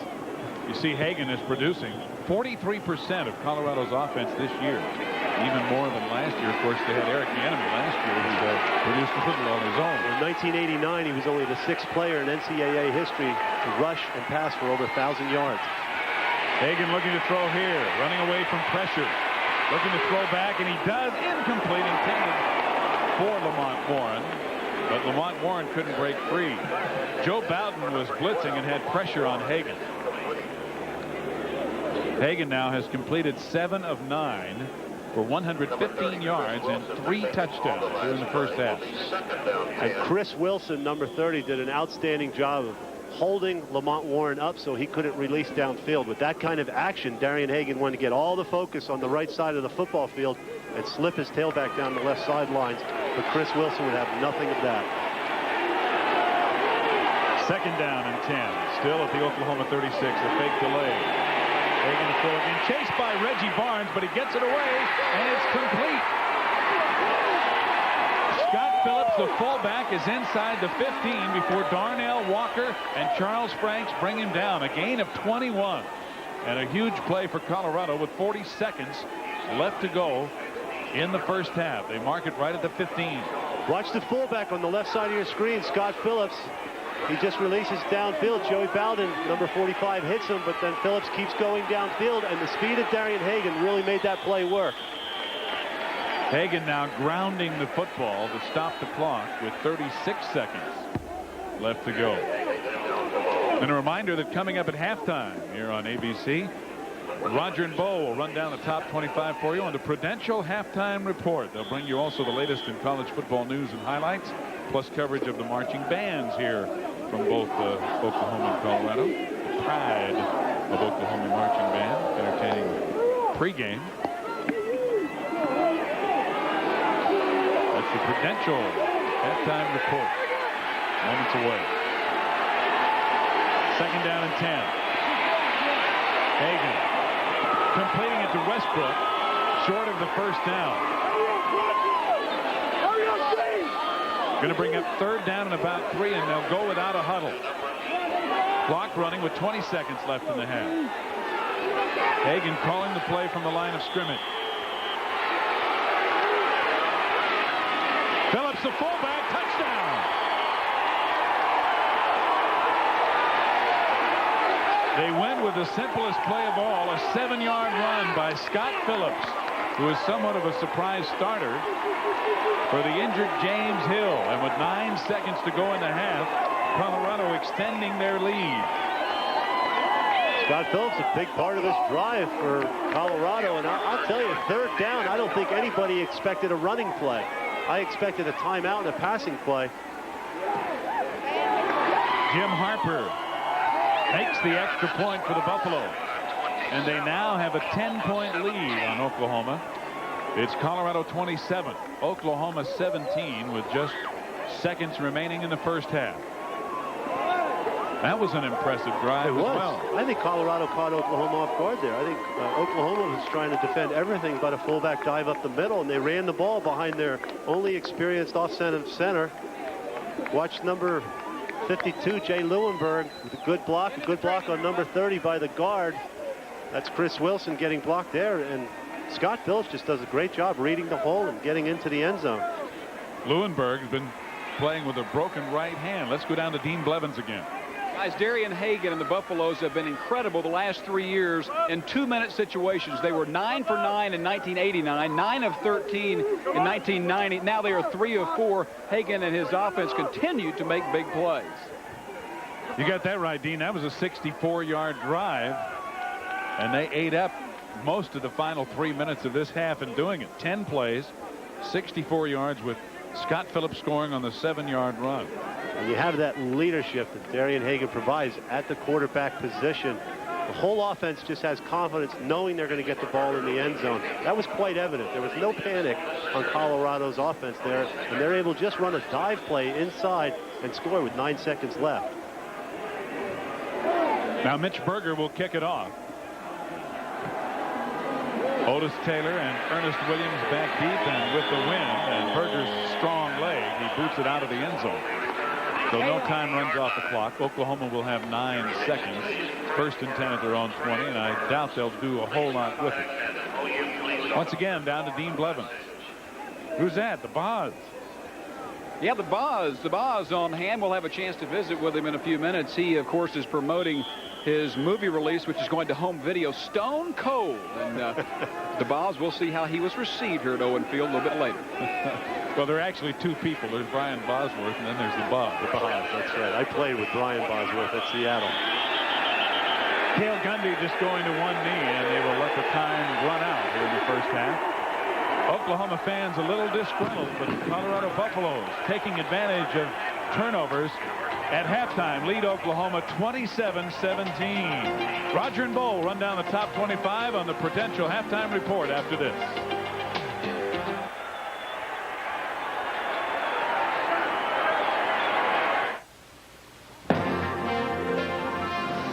ABC's College Football. Brought to you by Chevy Trucks. The trucks you can depend on. The trucks that last. And by the United States Postal Service. We deliver for you. Way from the second half kickoff here in Norman, Colorado, leading Oklahoma 27-17. Here are the first half stats. And look at the time of possession. Oklahoma, by virtue of that 8-minute drive in the second quarter, actually had the ball longer than Colorado, but Colorado has done more with it than they've had. Well, the other factor right up from that is the turnovers and total yards. Colorado has over 100 more total yards, so I'll take total yards over time of possession any day. That's right. And total points, I think, would also be the other important statistic. That's right. I overlooked that. Those 2 big Oklahoma turnovers that Colorado was able to convert into touchdowns, the difference in the game. Otis Taylor and Ernest Williams back for the Sooners, who deferred after winning the toss, so they get the ball to start the second half. Mitch Berger will kick it off. And again, the wind blows the ball off the tee, as it did in the first quarter.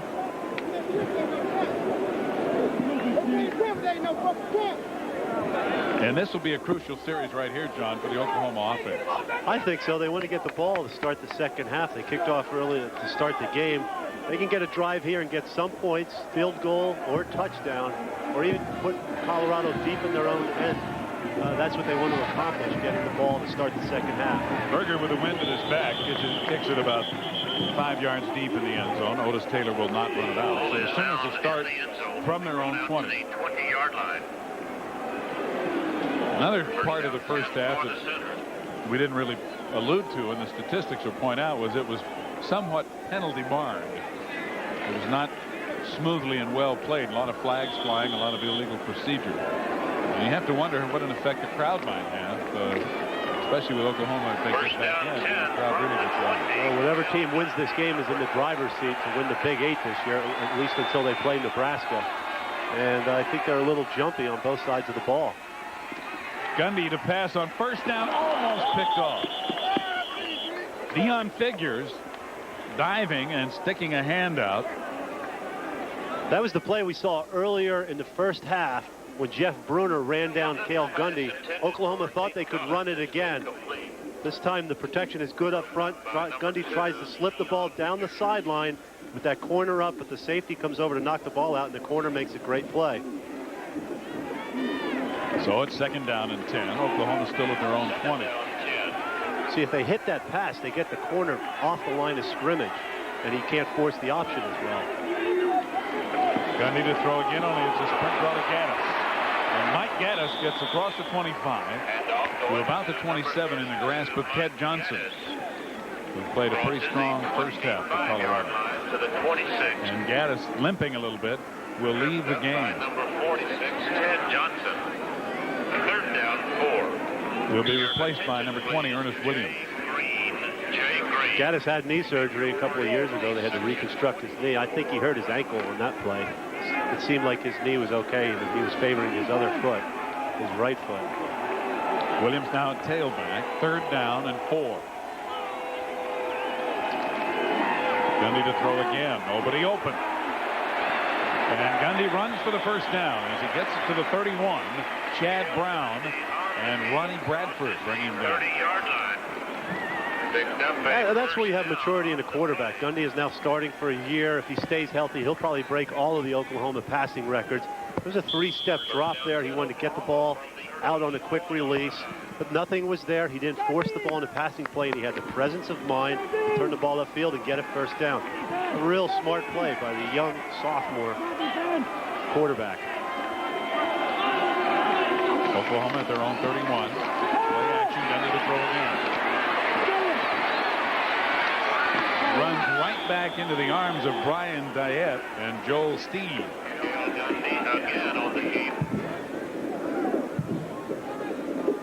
Gundy did pick up a couple, however. Gundy tried to run the same play that they ran to Ted Long for the big play in the first quarter. Off the play action, Ted Long, you won't be able to see it, does a little hesitation downfield. But this time the secondary for Colorado was wise to the play, and Gundy once again just pulls the ball down and gets what he can. He's not forcing the ball. That's very important for him. Second down and 8. Ernest Williams. And Johnson closed quickly. Ted Johnson filled that hole along with Greg Beatritt in one quick hurry. It looked like Ernest Williams had running room, but they slammed the door on him.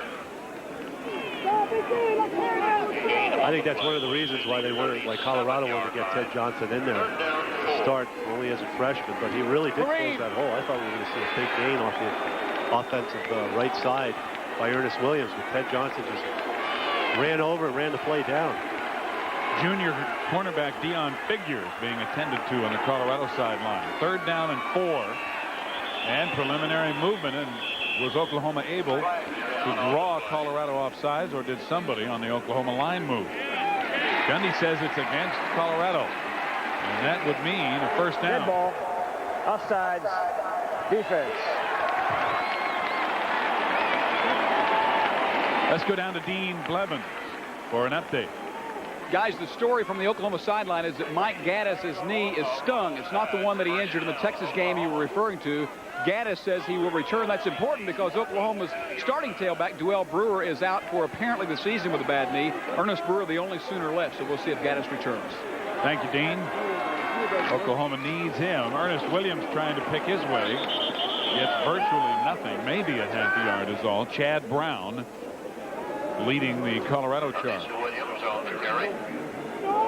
Chad Brown played last year at inside linebacker, and this year, because of the loss of some outstanding outside linebackers by Colorado, the head coaching staff, or Bill McCartney, asked Chad Brown to move outside. He really didn't want to, and then he said, well, if I'm inside and they're going to run outside, what's the sense of being inside? So he said, okay, coach, I'll move outside for you. And he leads the team with 5.5 sacks.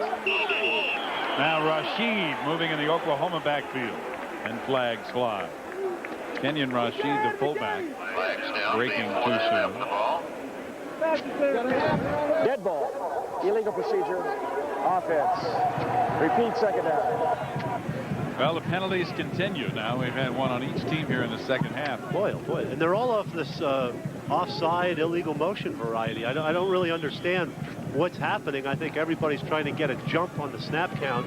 But I've never recalled seeing a game where I've seen so much movement on the offensive line or defensive line or in the backfield. Well, if you see it, a lot of times it's real early in the season. We're in the middle of the season. Williams can't hold on. Gundy's pass intended for Ernest Williams. Incomplete. The Sooners will be looking now at 3rd and 15. We've had a total of 9 penalties in the game, 5 against Colorado, 4 against Oklahoma, and a total of 70 yards in penalties.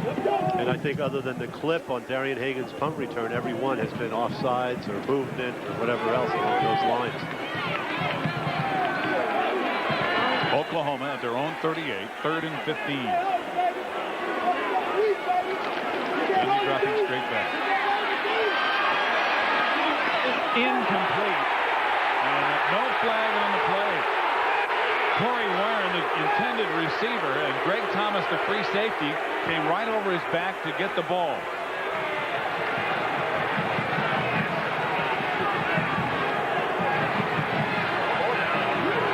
Corey Warren wanted a penalty on that play. Cale Gundy was able to buy some extra time in the pocket to throw the ball to him. And look at Colorado's defense on 3rd and long. They have not allowed a 3rd and long conversion, 9 or more yards, in 34 chances this year. Riddell's punt and a fair catch called by Hagan. He drops the ball. Oklahoma has it.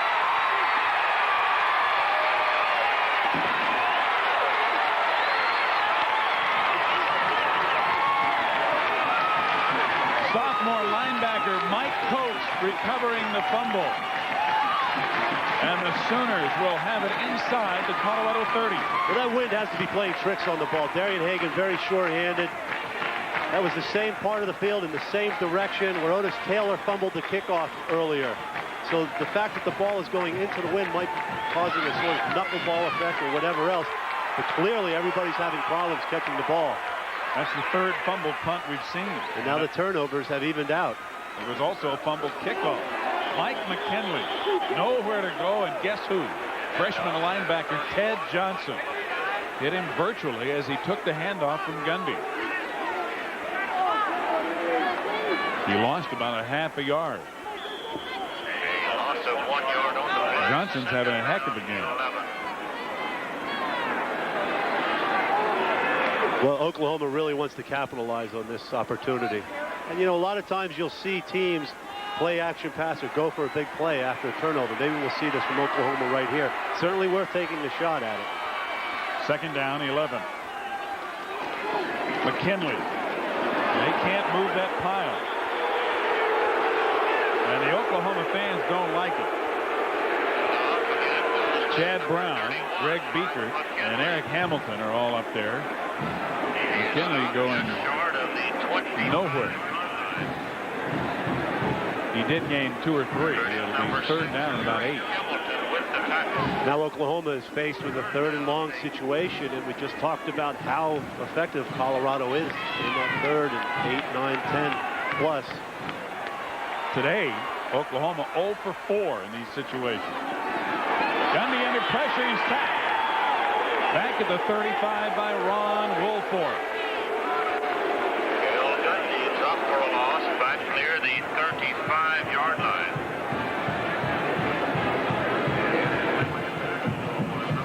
knocks Oklahoma out of field goal range as well. Ron Woolfolk, you'll see him on the left side of your screen. He comes through. The left guard is supposed to pick him up. He's not able to get out there. Cale Gundy has no chance really to get outside into the perimeter and throw the ball downfield. Woolfolk really made a nice play there. Just beat the offensive guard to get the sack. So Brand Riddell will have to come on and punt it into the wind. Hagan calling for the fair catch, but he's just trying to prevent them from downing it. Oklahoma downs it at the 1-yard line. John Anderson, number 39, catching the ball on the fly. And we'll be back.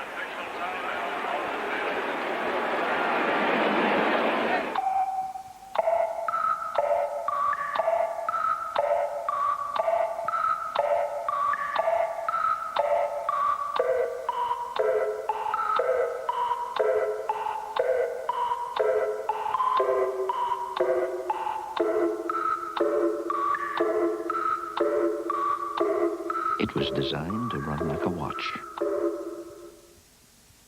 Just strap it on. You could call one company to take your package to an address across town.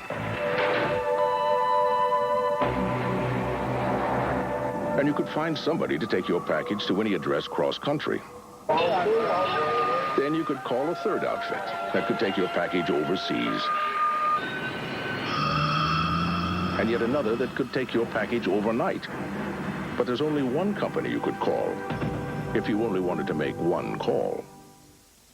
The world's first dynamo was invented by Werner Siemens in 1866. It began the revolution that brought electricity to everyone. That was then. This is now. The generation, distribution, and control of energy are at the heart of Siemens today, where you work, live, and play. And with 35,000 people at work nationwide, Siemens is leading the way into the next century. Siemens, precision thinking. Last year, they won their conference crown. This year, that's not enough.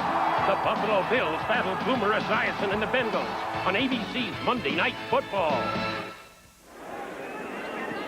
For the second time today, Colorado will start from their own 1-yard line. The last time they did it, they went 99 yards to score. Helped out by a 65-yard pass play and a big 15-yard penalty.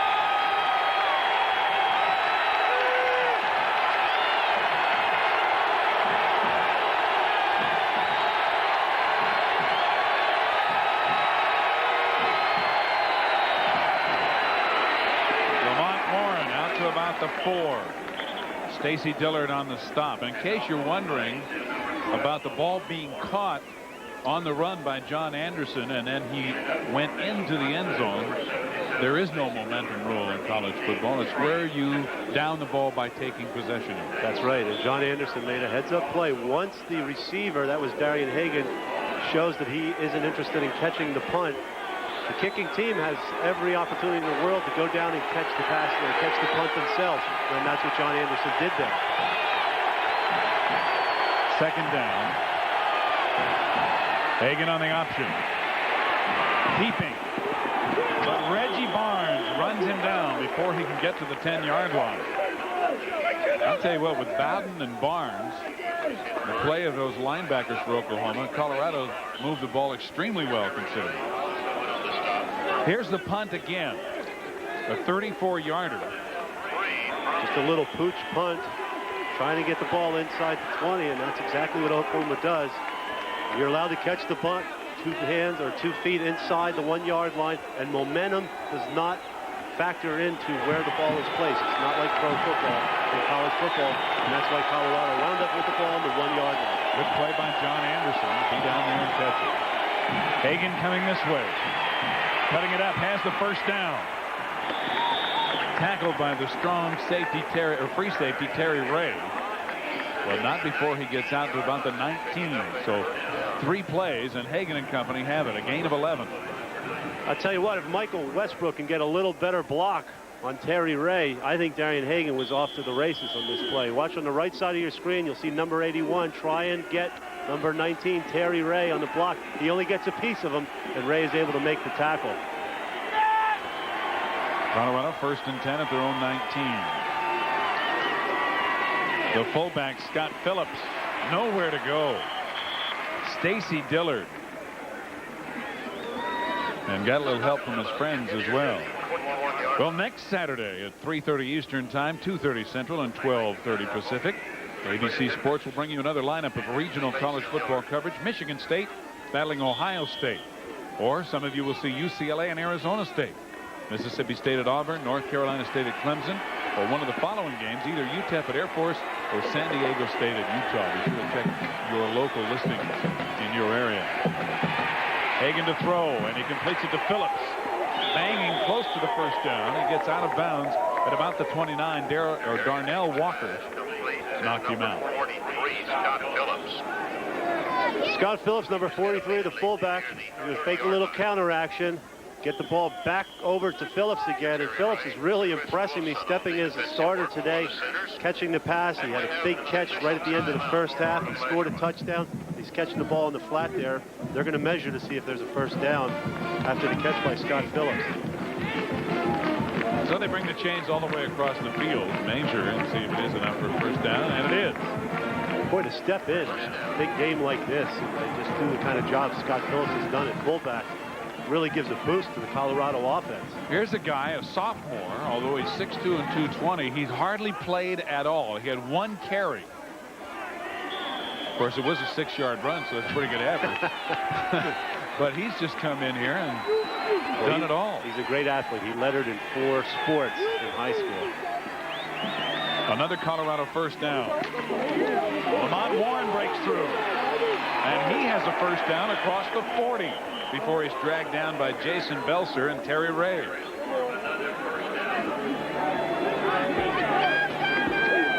Colorado last week went up and down the field against Missouri. They're almost doing that here. Your All-American center, number 52, makes a good block on the nose tackle, and that's what springs Lamont Warren.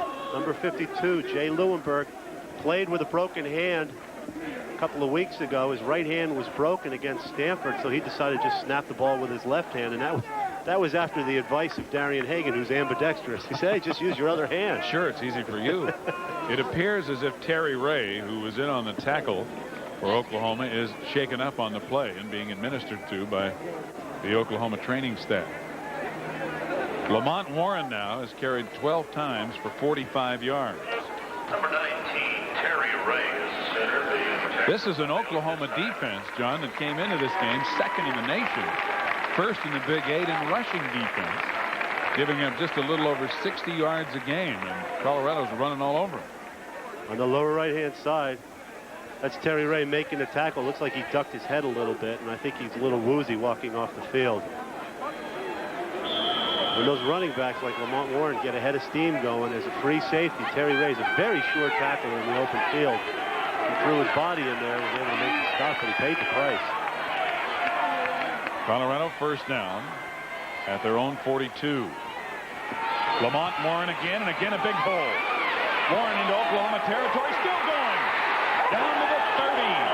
Charles Franks makes the touchdown-saving tackle. A 28-yard run. Lamont Warren having an outstanding day. He had 110 yards last week against Missouri. The one thing he felt he has to improve on in college football is to run out of tackles with more power. He did it on that play. And, you know, for a freshman, he just seems to have terrific poise running the football.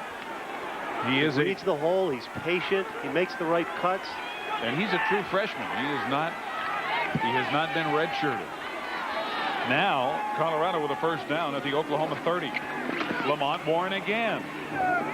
And this time, Proctor Lamb, the right side defensive tackle, grabs him as he goes through the hole. But again, there was a pretty good hole there. A little better backside pursuit, though, from Oklahoma's defense. It seems to me every time Lamont Warren's breaking out, he's starting to the right and cutting back left, or starting left and cutting back right. And that's because the Oklahoma defense isn't staying in their pursuit lanes. They're over-pursuing. It's allowing that cutback opportunity for Lamont Warren, and he's taking advantage of it. 10th play of the drive for Colorado. All have been on the ground. Second down, 7. Hagan taking it himself. Down near the 20. He's near a first down. Drew Christman and Jason Belser bring him down. Sometimes Hagan will take the ball himself and run it outside the left defensive tackle. This time he just follows right up behind the fullback, and he has the athletic ability to hurdle whatever the mess is in front of him and get upfield. That was the kind of play he fumbled on, though, earlier in the game. He gained 6 that time. It's 3rd down and 1. Colorado 5 of 8 on 3rd down conversions, and they have another one. And as they move the pile, Proctor Land down on the bottom of the pile along with Ricky Wren, the nose guard. But it's another Colorado 1st down.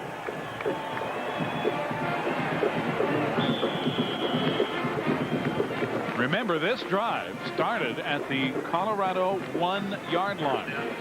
If they were to take it in, it'd be the second 99-yard drive of the day for the Buffalo. And they have not thrown a pass in this drive. And that will really deflate this Oklahoma team. Colorado's able to do that not once, but twice today. Lamont Warren skipping outside. Charles Franks grabbing on and finally getting some help from Jason Belser. And Lamont Warren down near the 10. Colorado's doing some blocking up front, too. They are keeping some lanes open. Oklahoma's just over pursuing. Lamont Warren's taking advantage of it. He starts off over the right guard and cuts it all the way around to the left side. And I'll tell you what, he has improved his strength as a running back. He really makes the first person pay the price when he runs downfield. He was almost able to run out of that tackle right there. 2nd down and 3 after the gain of 7. On the option, Hagan. And getting down near the 5, he picks up another 1st down. Jason Belser chased him all the way. That little help from Wilson. But it's going to be 1st and goal, Colorado. Hagan followed the fullback before. This time he's going to break it outside. He gets the ball outside, and he still can pitch the football. He likes to keep that pitch relationship with his back. In that time, he just ran upfield, made the 1st down because he knew where that 1st down marker was. And that's what makes Hagan so good. He's so experienced at running this option. Lamont Warren running out of the grasp of one tackler and getting down to near the 2-yard line. Joe Bowden and Reggie Warren got him, but he stepped right away from, I think it was Proctor Land, almost at him. And Warren now has picked up 85 yards. We have 3:56 to go in the 3rd quarter. Colorado leading 27-17, and they are threatening to score again. They have pounded the ball on the ground, starting at their own 1-yard line. It's 2nd and goal from the 3. Lamont Warren, and he appears to be over. He is touchdown.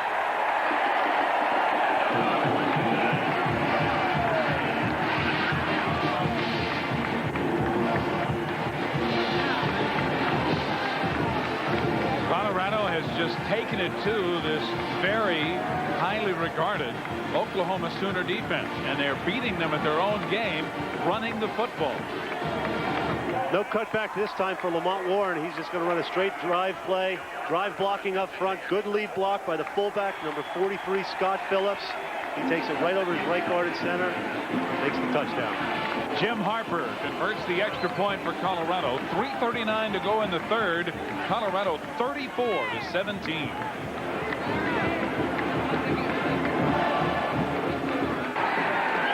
Otis Wilson returning the opening kickoff for the Sooners. Spencer Coulter making the stop on the special teams as Taylor gets it out near the 20. Well, I'll tell you, Oklahoma really has to overcome the emotional letdown. Darian Hagan fumbled the punt. They didn't get any points out of it. They had a great punt themselves and downed it on the 1-yard line. Colorado drives the ball, 14 plays, 99 yards, all running plays. Colorado's second 99-yard scoring drive of the day. Gundy to pass under pressure. He has to run out of bounds, and he gets a little help as well from Brian Diet. Let's get an update from New York and Roger Twibel. Thank you, Steve. In the Southeastern Conference, Georgia at Vanderbilt, 1:37 left. Vandy up 27-25, and Cannon Parkman misses a 43-yard field goal that would have given Georgia the win. He also missed from 48 yards on the play before. A Vandy penalty gave them another chance, and Vanderbilt knocked on the door against LSU and Auburn. They finally come up with the win against Georgia. Let's go back to Steve. Thank you, Roger. Look at those yards rushing for Vandy today against Georgia. Well, Florida's in the driver's seat now in the SEC. Gundy's pass incomplete. It was intended for Tink Collins. Dion Figures with the coverage. So it'll be 3rd down and 13, and the Sooners are really struggling to get something going offensively, and if they don't soon, it'll be way too little too late as they're down by 17 points near the end of the 3rd quarter. This is not the kind of situation that Oklahoma is comfortable in offensively. They don't throw the ball. They're throwing the ball more, but they don't throw the ball consistently enough, and they don't have enough confidence in the passing game to throw the ball play after play. Gundy to throw again. He has time, but finding somebody open is the problem, and he throws it to no one. Corey Warren was the closest receiver. He also had Joey Mickey, the tight end, out there, but he threw it between them. And Gundy has now completed just 5 of 12 on the day, and in the second half here he's 0 for 4. Well, you want to throw the ball in the void in the zone there, but you want to make sure that one of your receivers is in that void in the zone. There's the Big 8 action from today. So Brad Riddell, who's been busy punting for Oklahoma, kicks it away again. Darian Hagan watches it bounce at midfield. He'll leave it alone, and it'll be downed near the Colorado 45 by Tony Levy. A 38-yard punt. Colorado will again enjoy excellent field position. 3:07 to go in the 3rd, and the Buffaloes in control.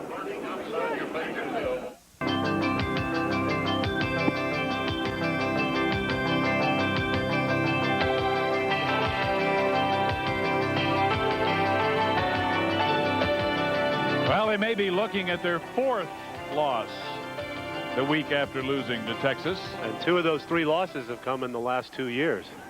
Gary Gibbs in his 3rd year will be even more embattled if the Sooners cannot pull this one out.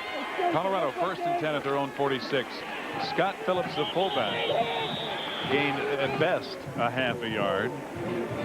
Kyle Hill and Greg Wilkins making a stop for Oklahoma. The Sooners have some of their second-line defensive people in the game, and Buffaloes have had some sweet music today. They have been doing it all correctly. And that guy right there is the maestro. He has orchestrated 2 99-yard scoring drives and a couple of others as well. Play Lamont Warren, and too much penetration. Oklahoma all over the Colorado backfield. Stacy Dillard leading the charge, and Warren nowhere to go. The loss will be back to around the 43. Oklahoma's getting some fresh troops on that defensive line after all the drives that Colorado has had today. I'm sure that a lot of their defensive players are tired. They've been on the field a long time for a lot of plays. It's a good idea to get some fresh players in there. 3rd down and 13. Lamont Warren snuffed again. Dillard and Greg Wilkins with the penetration. And the Oklahoma defense finally rising to the occasion. Will it be too little too late? It is 4th down and about 20 yards to go as the punting unit comes on.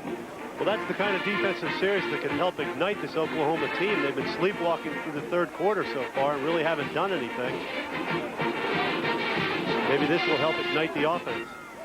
Mitch Berger on to punt. Otis Taylor back to receive for Oklahoma, calling for a fair catch. He takes it at the 29. So the Sooners will have another chance with 1:09 to go in the 3rd quarter. A 35-yard punt. And let's go down and get an update from Dean Blevins. Guys, if you'll notice, the center, Jay Lewinberg, number 52, an outstanding player, maybe the best in the country at his position. He has dominated Oklahoma's nose guard position. They've had the injury to Mayfield, and he's out. Interesting story with him. He has a splint on his right hand. Hagan, who's ambidextrous, as John mentioned, encouraged him to snap left-handed, which he did one game. He's also a diabetic and shoots himself up before every game. Says it's not hard to remember. If you don't shoot yourself up, you might die. Mike Gaddis with a big 1st down run out near the 45. Greg Thomas, the free safety, ran him out of bounds. They have to check Leuenberg's blood sugar during the game, too. Oklahoma taking a page out of the Colorado playbook, just getting the ball deep. Mike Gaddis, he starts right and cuts left again. And there's a little over pursuit on the side of Colorado defensively here, which allowed that kind of cutback. Mike Gaddis looks like he's back from that little injury he had to his right knee earlier in the game. 1st and 10, Oklahoma, near their own 47. Gundy on the option pass, incomplete and almost intercepted. It was intended for the tight end Ricky Brady, and Greg Thomas was again there to break it up.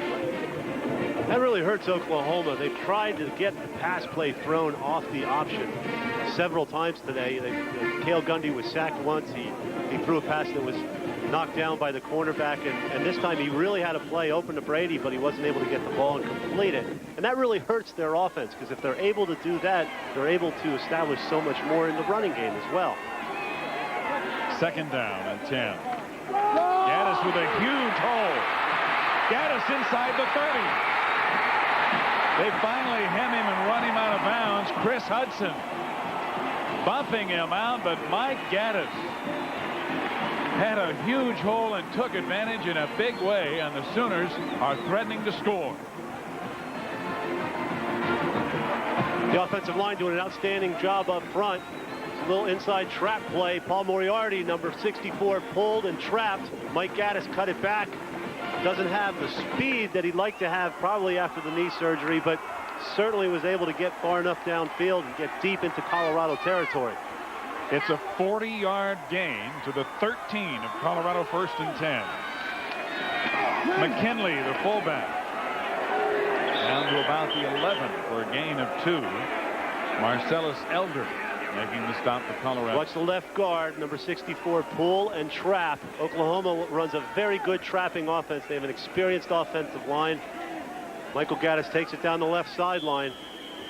Read the trap blocking well, which always isn't an easy thing to do. And Paul Moriarty, trapped and really didn't have anybody trapped there for a moment, and finally he did. But those trap plays, when they work, really can open up the hole for the running game.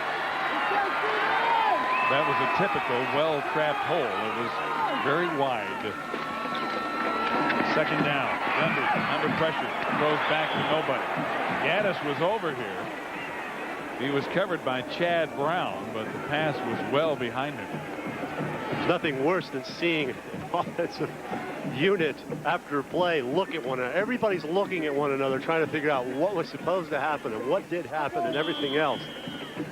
I'm sure the play had wanted to take advantage of the pursuit of the Colorado defense. They're very quick defensively, but it certainly didn't work out. And Gundy threw the ball in the left flat, and everybody was looking at one another for Oklahoma. This should be the final play of the 3rd quarter. Gundy now 0 for 6 in this half. Flipping in the end zone, incomplete. Corey Warren could not come up with it. Ronnie Bradford with outstanding coverage for Colorado. And Warren made a fine effort, but he could not hold on. Corey Warren had Ronnie Bradford, number 13, beat initially. Bradford recovered. The ball hung in the air. You see Warren coming back for the football. Had Gundy either gotten rid of it sooner or led Corey Warren downfield a little bit more into the end zone, we might have a touchdown for Oklahoma. On 4th down, Scott Blanton will try the field goal. It's from the 18. A 28-yard attempt is no good. And Scott Blanton, who has made one today, as his problems continue. Time runs out in the 3rd quarter. The Oklahoma fans unhappy that the field goal was even attempted in the first place. We'll be back after this word and a message from our ABC stations. A driver's side airbag is now standard on every new Accord, Civic, and Prelude. But remember, it's most effective when you wear your seatbelt.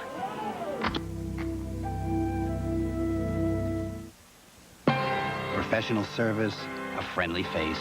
That's your Big A Pro. Big A, the sign that keeps your car running right.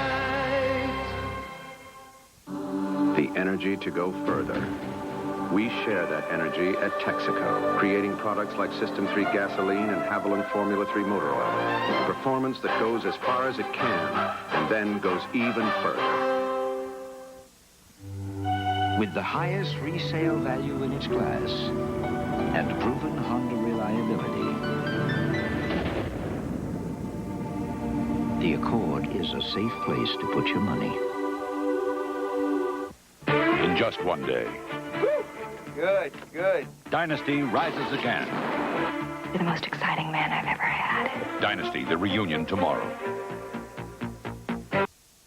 Giant Recreation World, Central Florida's #1 RV dealer, announces their 16th annual introductory celebration Super RV Fire Sale to bring in the 92 RVs from Coachman, Cross Country, and Pathfinder, going on right now at Highway 50 West, Winter Garden, and 520 and I-95 Cocoa. Everything is on sale from 10 campers to luxury pusher diesels, free chili dogs, free National Campground membership, and more. This weekend, we won't be undersold. Don't miss this sale at Giant Recreation World, Highway 50 West, Winter Garden, and 520 and I-95 Cocoa. Hi, I'm Steve Spurrier, coach of the Florida Gators. I'm excited about working with Chevrolet and Geo. For 1992, they have as many models as we have plays in our playbook. Cars and trucks to meet your every driving need. When the call is for value at a good price, it's the heartbeat of America. You'll be way ahead of the game, and that's what winning is all about.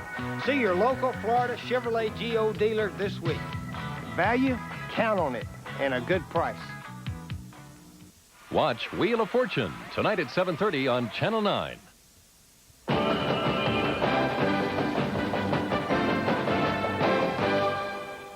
I tell you, it's going to be a success. So sure. It's going to be the next millionaire.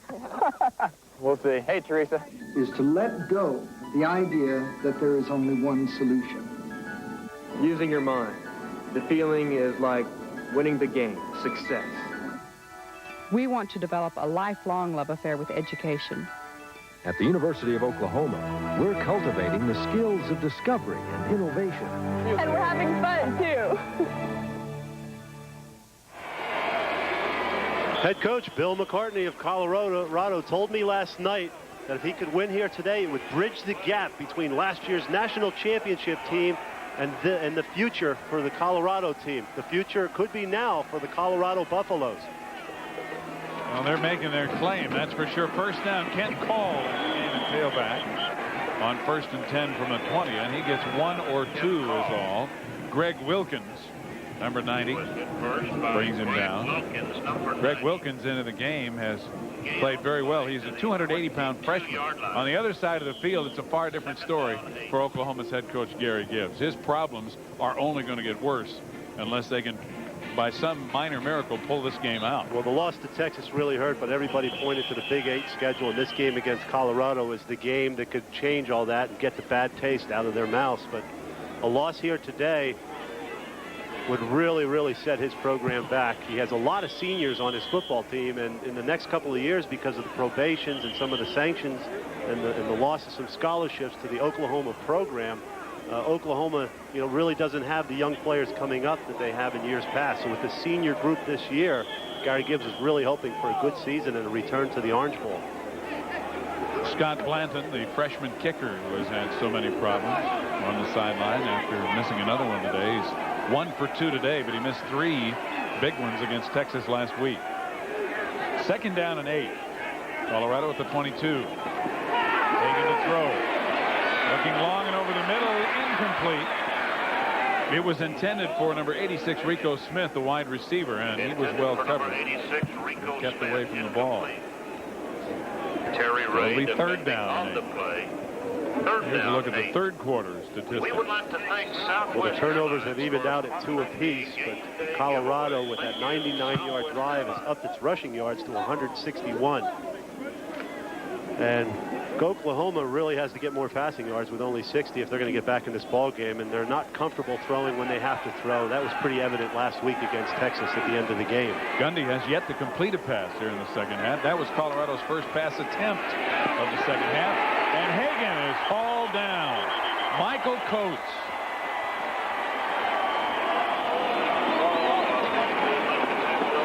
The loss all the way back to the 14.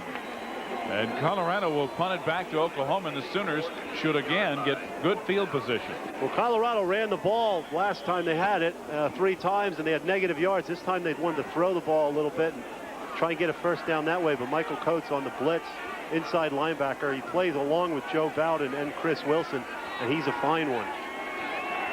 Mitch Berger on to punt again. High snap, and he's in trouble. Now he tries to kick it, and it's caught by one of his own guys, Greg Lindsey.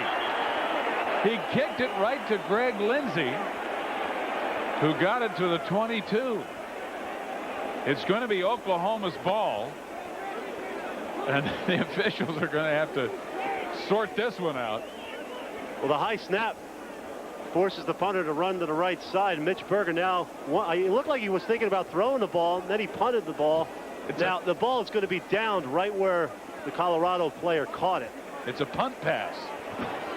It's a new play. I liked it. You know, it looked like there might have been a fake punt on there. I'm not sure, but it seemed to me like he pulled the ball up to throw downfield. Well, the high snap sort of caused whatever was going to happen to be in trouble. It threw everything off, whether it was a fake. By the kicking team. Red's ball at the point of white reception. It's Red's ball. Well, just as you said, John, Oklahoma gets it at the point where it was retouched by the kicking team, which is where first down. Which is where Greg Lindsey caught it. Well, you can't blame Greg Lindsey for trying to make something happen there. Maybe the officials would have blown the call, but came right to him. Came right to him. He caught it and ran with it. You don't know how. Maybe he didn't know how it got to him. Well, Berger will be credited with a 7-yard punt. The ball at the 22. Can Oklahoma capitalize on a break? They have not been able to, for the most part, all afternoon. They trail 34-17. Gaddis banging forward and down to the 15. Oklahoma is to scratch its way back into this game. It really is on the strength of its defense. The last two defensive series by Oklahoma have been outstanding. Colorado has been able to get absolutely no yards. And now because of the high snap from center, Mitch Berger really can't do anything with the punt, and they have the ball in scoring territory. It's absolutely essential that they score here.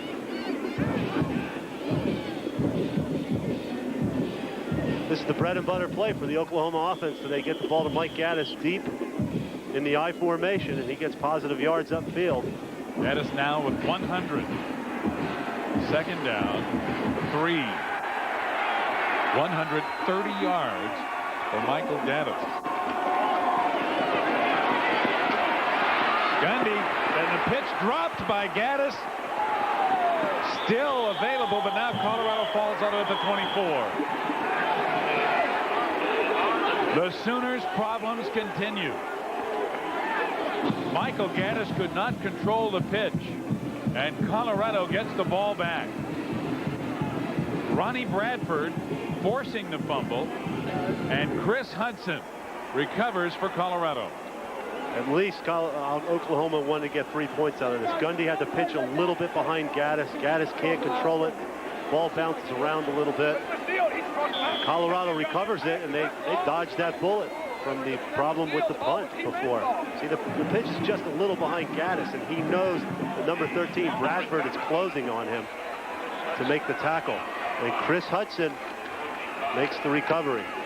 Kent Call, the ball carrier for Colorado, out to about the 25. A gain of a yard, maybe only a half yard. The third turnover for Oklahoma. Colorado has committed 2. And now with 12 minutes and 15 seconds remaining in the game, the Buffaloes have an opportunity to run some time off the clock and really nail this one shut. They lead 34-17. Well, they haven't been able to do much offensively, but certainly Oklahoma missed a great opportunity to convert and get some points on the turnover. Hagan on the option. Nowhere to run, and no gain on the play, as they did well to get back to the line of scrimmage. Chris Wilson, one of the first to bring him down for the Sooners. Number 31. Here's what's happening now in the top 10 today. Washington and Cal are tied. The game's still going on. California, of course, 7th ranked. They're tied at 17 all. Tennessee, the only team in the top 10 to lose. Notre Dame, of course, will play tonight. Hagan running it all the way himself. across the 30, short of the first down, as he's hauled down by Darnell Walker. Number 3, Darian At Hagan. about the 27 or about the 32. I think Colorado is certainly content at this point to run 3 down. They don't convert a first down, they'll punt the football. I mean, basically, they feel Oklahoma has to show them that they can score the football before they'll do anything offensively. And Oklahoma hasn't been able to score offensively against Colorado. So I'm sure Colorado feels, let's see if they can drive the ball on us.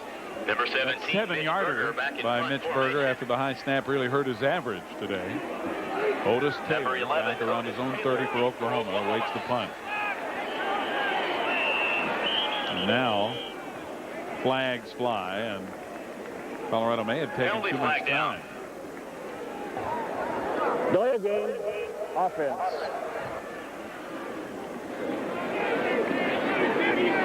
So they move it back 5 yards. 10:29 remaining in the game. Colorado with a 17-point lead, and Oklahoma again should get good field position. Their problem has been capitalizing on the opportunities. They had the block on, but they couldn't get to him. Taylor sees it bounce and lets it roll inside the 10. It'll be down at the 10 by Colorado. Greg Biekert down there, number 19. So forget the good field position. A 58-yard punt. We'll be back.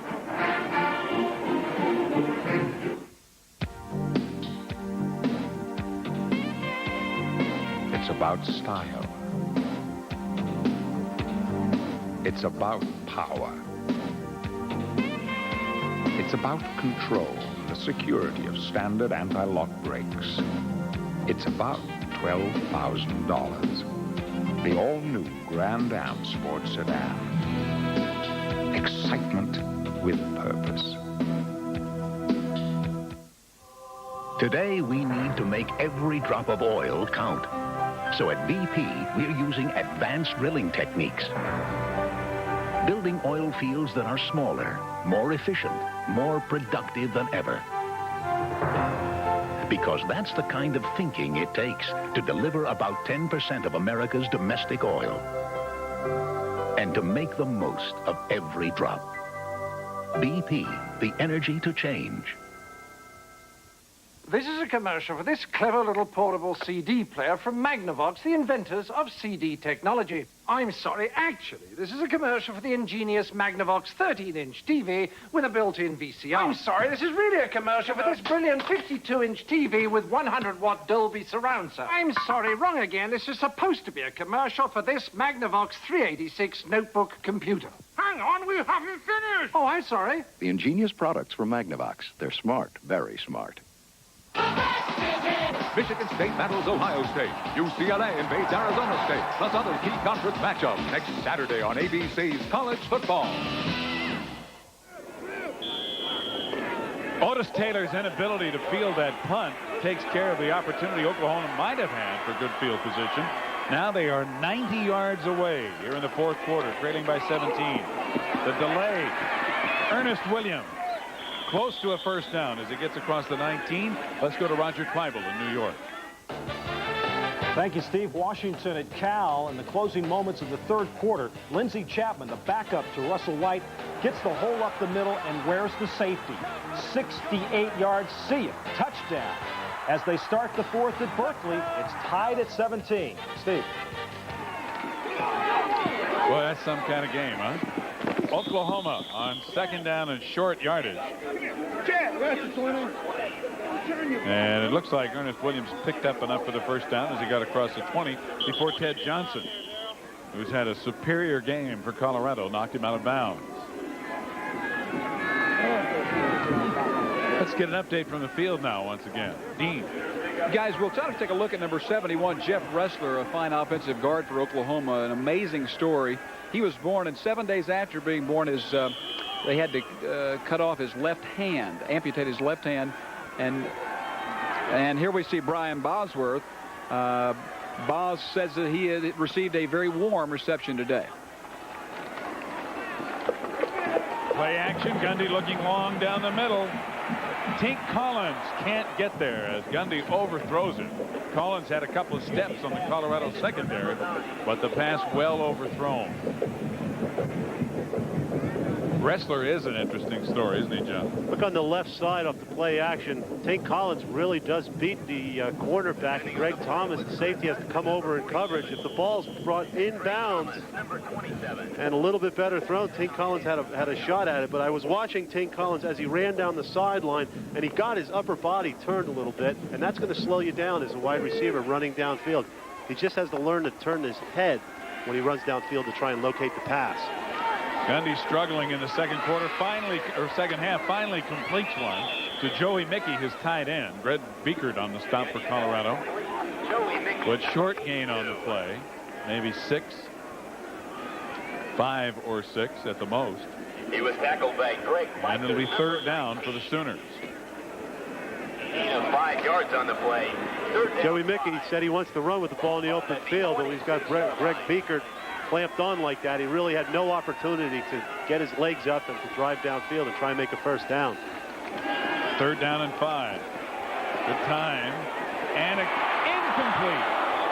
Again, it was Tink Collins, and Greg Biekert separated him from the football, or the Sooners would have had more than enough for the first down. And again, Oklahoma unable to come up with the key plays when they're needed. Fourth down. Greg Biekert just dislodged the ball from Tink Collins. Cale Gundy made a very nice throw there. Tink Collins was coming around the underneath coverage. There was one lane in the coverage where he was not open. He kept coming around to the middle of the field. That's where a receiver has to catch the ball and lock onto it. Greg Biekert made the tackle on the short pass play before, and here he hustles downfield and makes the play on the wide receiver. And a timeout called by Oklahoma as they had confusion as to who was supposed to be in the game on the punt. Their problems just continue, and they trail by 17. You and I spent a lot of time in the library, didn't we, in college? What? Where was that? Fourth down, Oklahoma finally gets it squared away as they punt it away, and Darian Hagan sliding to the ground as he catches the ball at the 31 of Colorado. And here's Hagan, quarterback, returning punts. But, John, there is a reason behind it, is there not? Well, Darian Hagan approached head coach Bill McCartney and said, I'd like to return punts this year. And McCartney thought it over, and he said, why? And he said, well, first of all, I think I could do a good job. Second of all, I think the pros will take a better look at me if I do return punts, and I'll be more marketable. McCartney said, well, after all he's done, after all the sacrifices he's made for our program, I couldn't say no. Lamont Warren trying to find a hole. He can't. Slips and falls down. Let's go down to Dean Blevins. Guys, to follow up on that Jeff Ressler story, it's really an inspirational one. His left hand was amputated after he was 7 days old because of complications. He's a very independent young fella, and his father, a coach, would not let his teammates teach him how to, there you see him in the back, wouldn't let the teammates help him tie his shoes or put on shoulder pads. And you can imagine how difficult it would be with one hand. I was visiting with one of the players the other night, and he said it just tears his heart out every time he sees Jeff struggle to do that, but he does it and gets it done, and he's quite an inspiration to this club. Freshman offensive guard from Edmond, and he is inspirational to say the least. Hagan slipping and sliding for a yard or two. Joe Bowden brings him down. Not having that hand really hasn't slowed Jeff Ressler down. He plays golf, he played baseball in high school, and he does really well playing the offensive line. Again, we remind you, Monday Night Football coming up here on ABC. It's the Buffalo Bills and the Cincinnati Bengals, 9 Eastern time. ABC's Monday Night Football right here. Monday night, 9 Eastern and 8 Central. Hagan firing behind the intended receiver, who was Scott Phillips, out of the backfield, but Phillips with a rather acrobatic grab for the reception. 7.5 minutes remaining in the game, and Washington now has taken the lead over California in the fourth quarter, 24-17. That's the Pac-10 battle for the Rose Bowl. On fourth down, Mitch Berger bangs it out of there, and Otis Taylor will take this one at about the 23. Trying to find some room, and hello, Chris Hudson, the first to hit him, and Taylor stopped right in his tracks They'll mark it at about the 17. We'll be back with Colorado leading by 17. Oklahoma at their own 18. They are 82 yards away. They have 7 minutes and 22 seconds remaining in the game, and they trail. Corey Warren with the catch and a first down outside the 30, hit immediately by Deon Figures. And Oklahoma going to a little bit different offense, and that's exactly what they need, John, if they're going to come back. Well, they're going to give Corey Warren that kind of pass. Here's Otis Taylor on the punt return before he let one drop. Here, a little bit of indecision on his part, and he really pays the price. He wants to go left. He wants to go right. Now he's saying, hey, where's all the blockers? I was supposed to have a wall. They promised me a wall on this return. Meanwhile, Gundy is hauled down by the sack of Ron Woolfolk. Gundy losing yardage all the way back to the 23. Gundy met the same fate that Otis Taylor had on that punt return. Somebody with a formed tackle on him. Oklahoma desperately needs a touchdown. They'll have to resort to the onside kick. But right now, it just doesn't look good for the Oklahoma Sooners. That's the third sack of Gundy for a negative 23 yards. And Ernest Williams on the delay goes nowhere. And the Sooner fans, who have already been very, very unhappy with the offense of the Sooners and the play calling, are letting their displeasure be known. A lot of them have let their displeasure be known by leaving Memorial Stadium. And some are still in the process of doing that. They're not used to this here. And it's been a couple of tough years for the Sooners. They thought they might be coming back with their 4-0 start this season, but last week against Texas and now here against Colorado, reality has come home. Gundy with time, but nobody open. Eric Hamilton got a hand on him and sort of flipped him down near the 35. He didn't get out of bounds, so the clock still runs with 5:35 to play. Well, this forces a 4th and long situation. Once again, if it's 3rd and 20, you're down by 17 points. I don't see where the play action fake is really going to affect anybody on the defense at all. And I think that's one of the reasons why Gundy can't get the ball downfield, because the linebackers have already dropped very deep. Would you also not want to run out of bounds and stop the clock, which he had an opportunity to do? 4th down, and Gundy flips it to Williams, and Williams out of bounds and should have the first down at the 45. John Knutson, the freshman linebacker, knocked him out of bounds. Good catch by Williams. Ernest Williams, bottom of your screen, just flicks out. Nice catch by Williams over the shoulder. It really wasn't a great pass. I mean, you want to get the ball out in front of Williams in that situation. He makes the adjustment, is able to get the first down, and keeps this drive alive for Oklahoma. Oklahoma converting on 4th down. Gundy to pass again. Looking long and over the middle, and Pink Collins intercepted. Picked off by Chris Hudson, and he's bringing it back. Hudson out of bounds at the Colorado 43. And that will probably do it for the Oklahoma Sooners with under 5 minutes to play.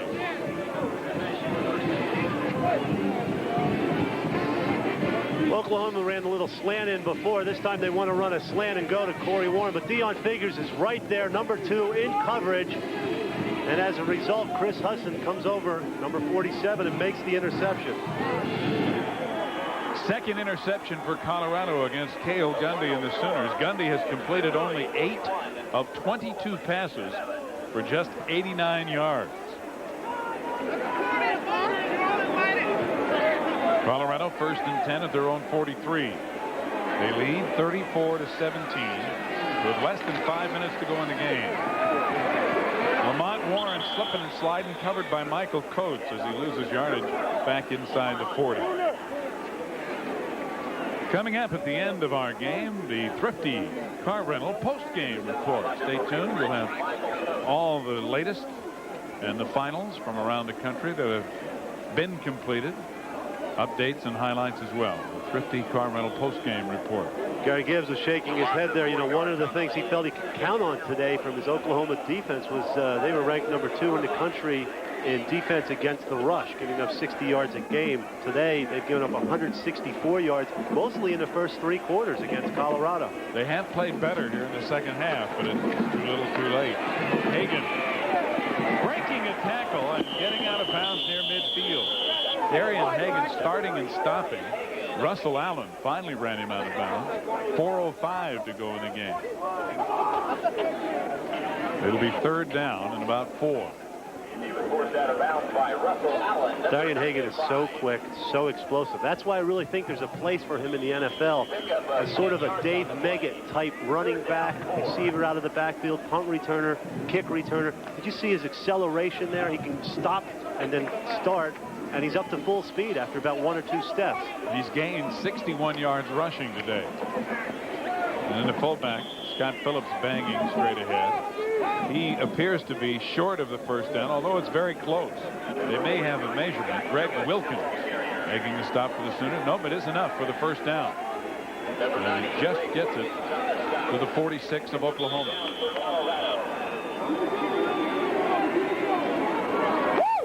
Clock running with 3:52 left to play.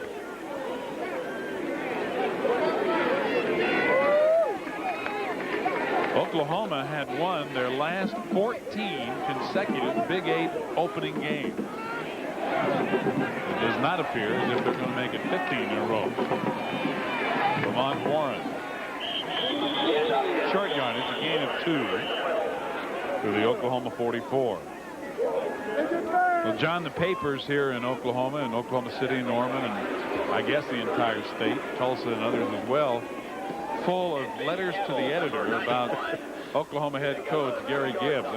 They weren't very flattering. No, I don't want to see them this coming week. I'd have to think that the drums will be beating even more strongly. Some of those letters will be so hot, I don't know if you can put them on paper this week.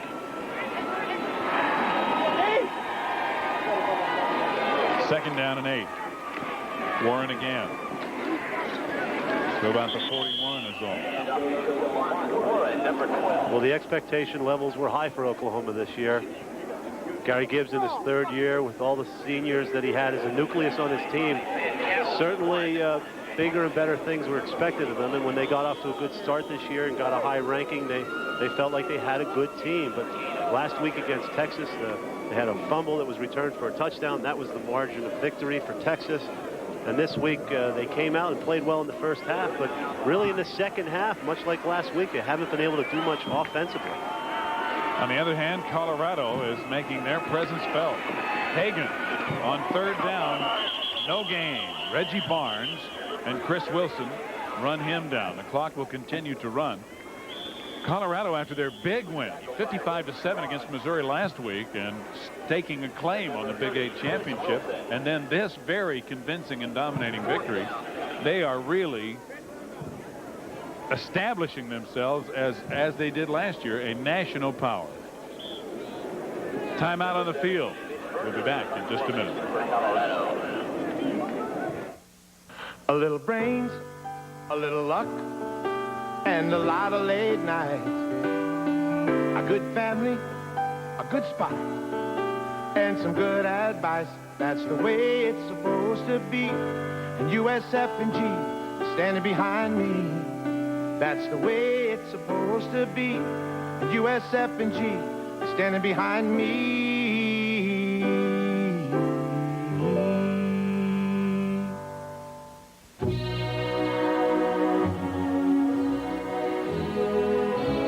Supercharged Pontiac SSEI. Comfort without compromise. Performance without penalty. Excitement without apology. Pontiac SSEI.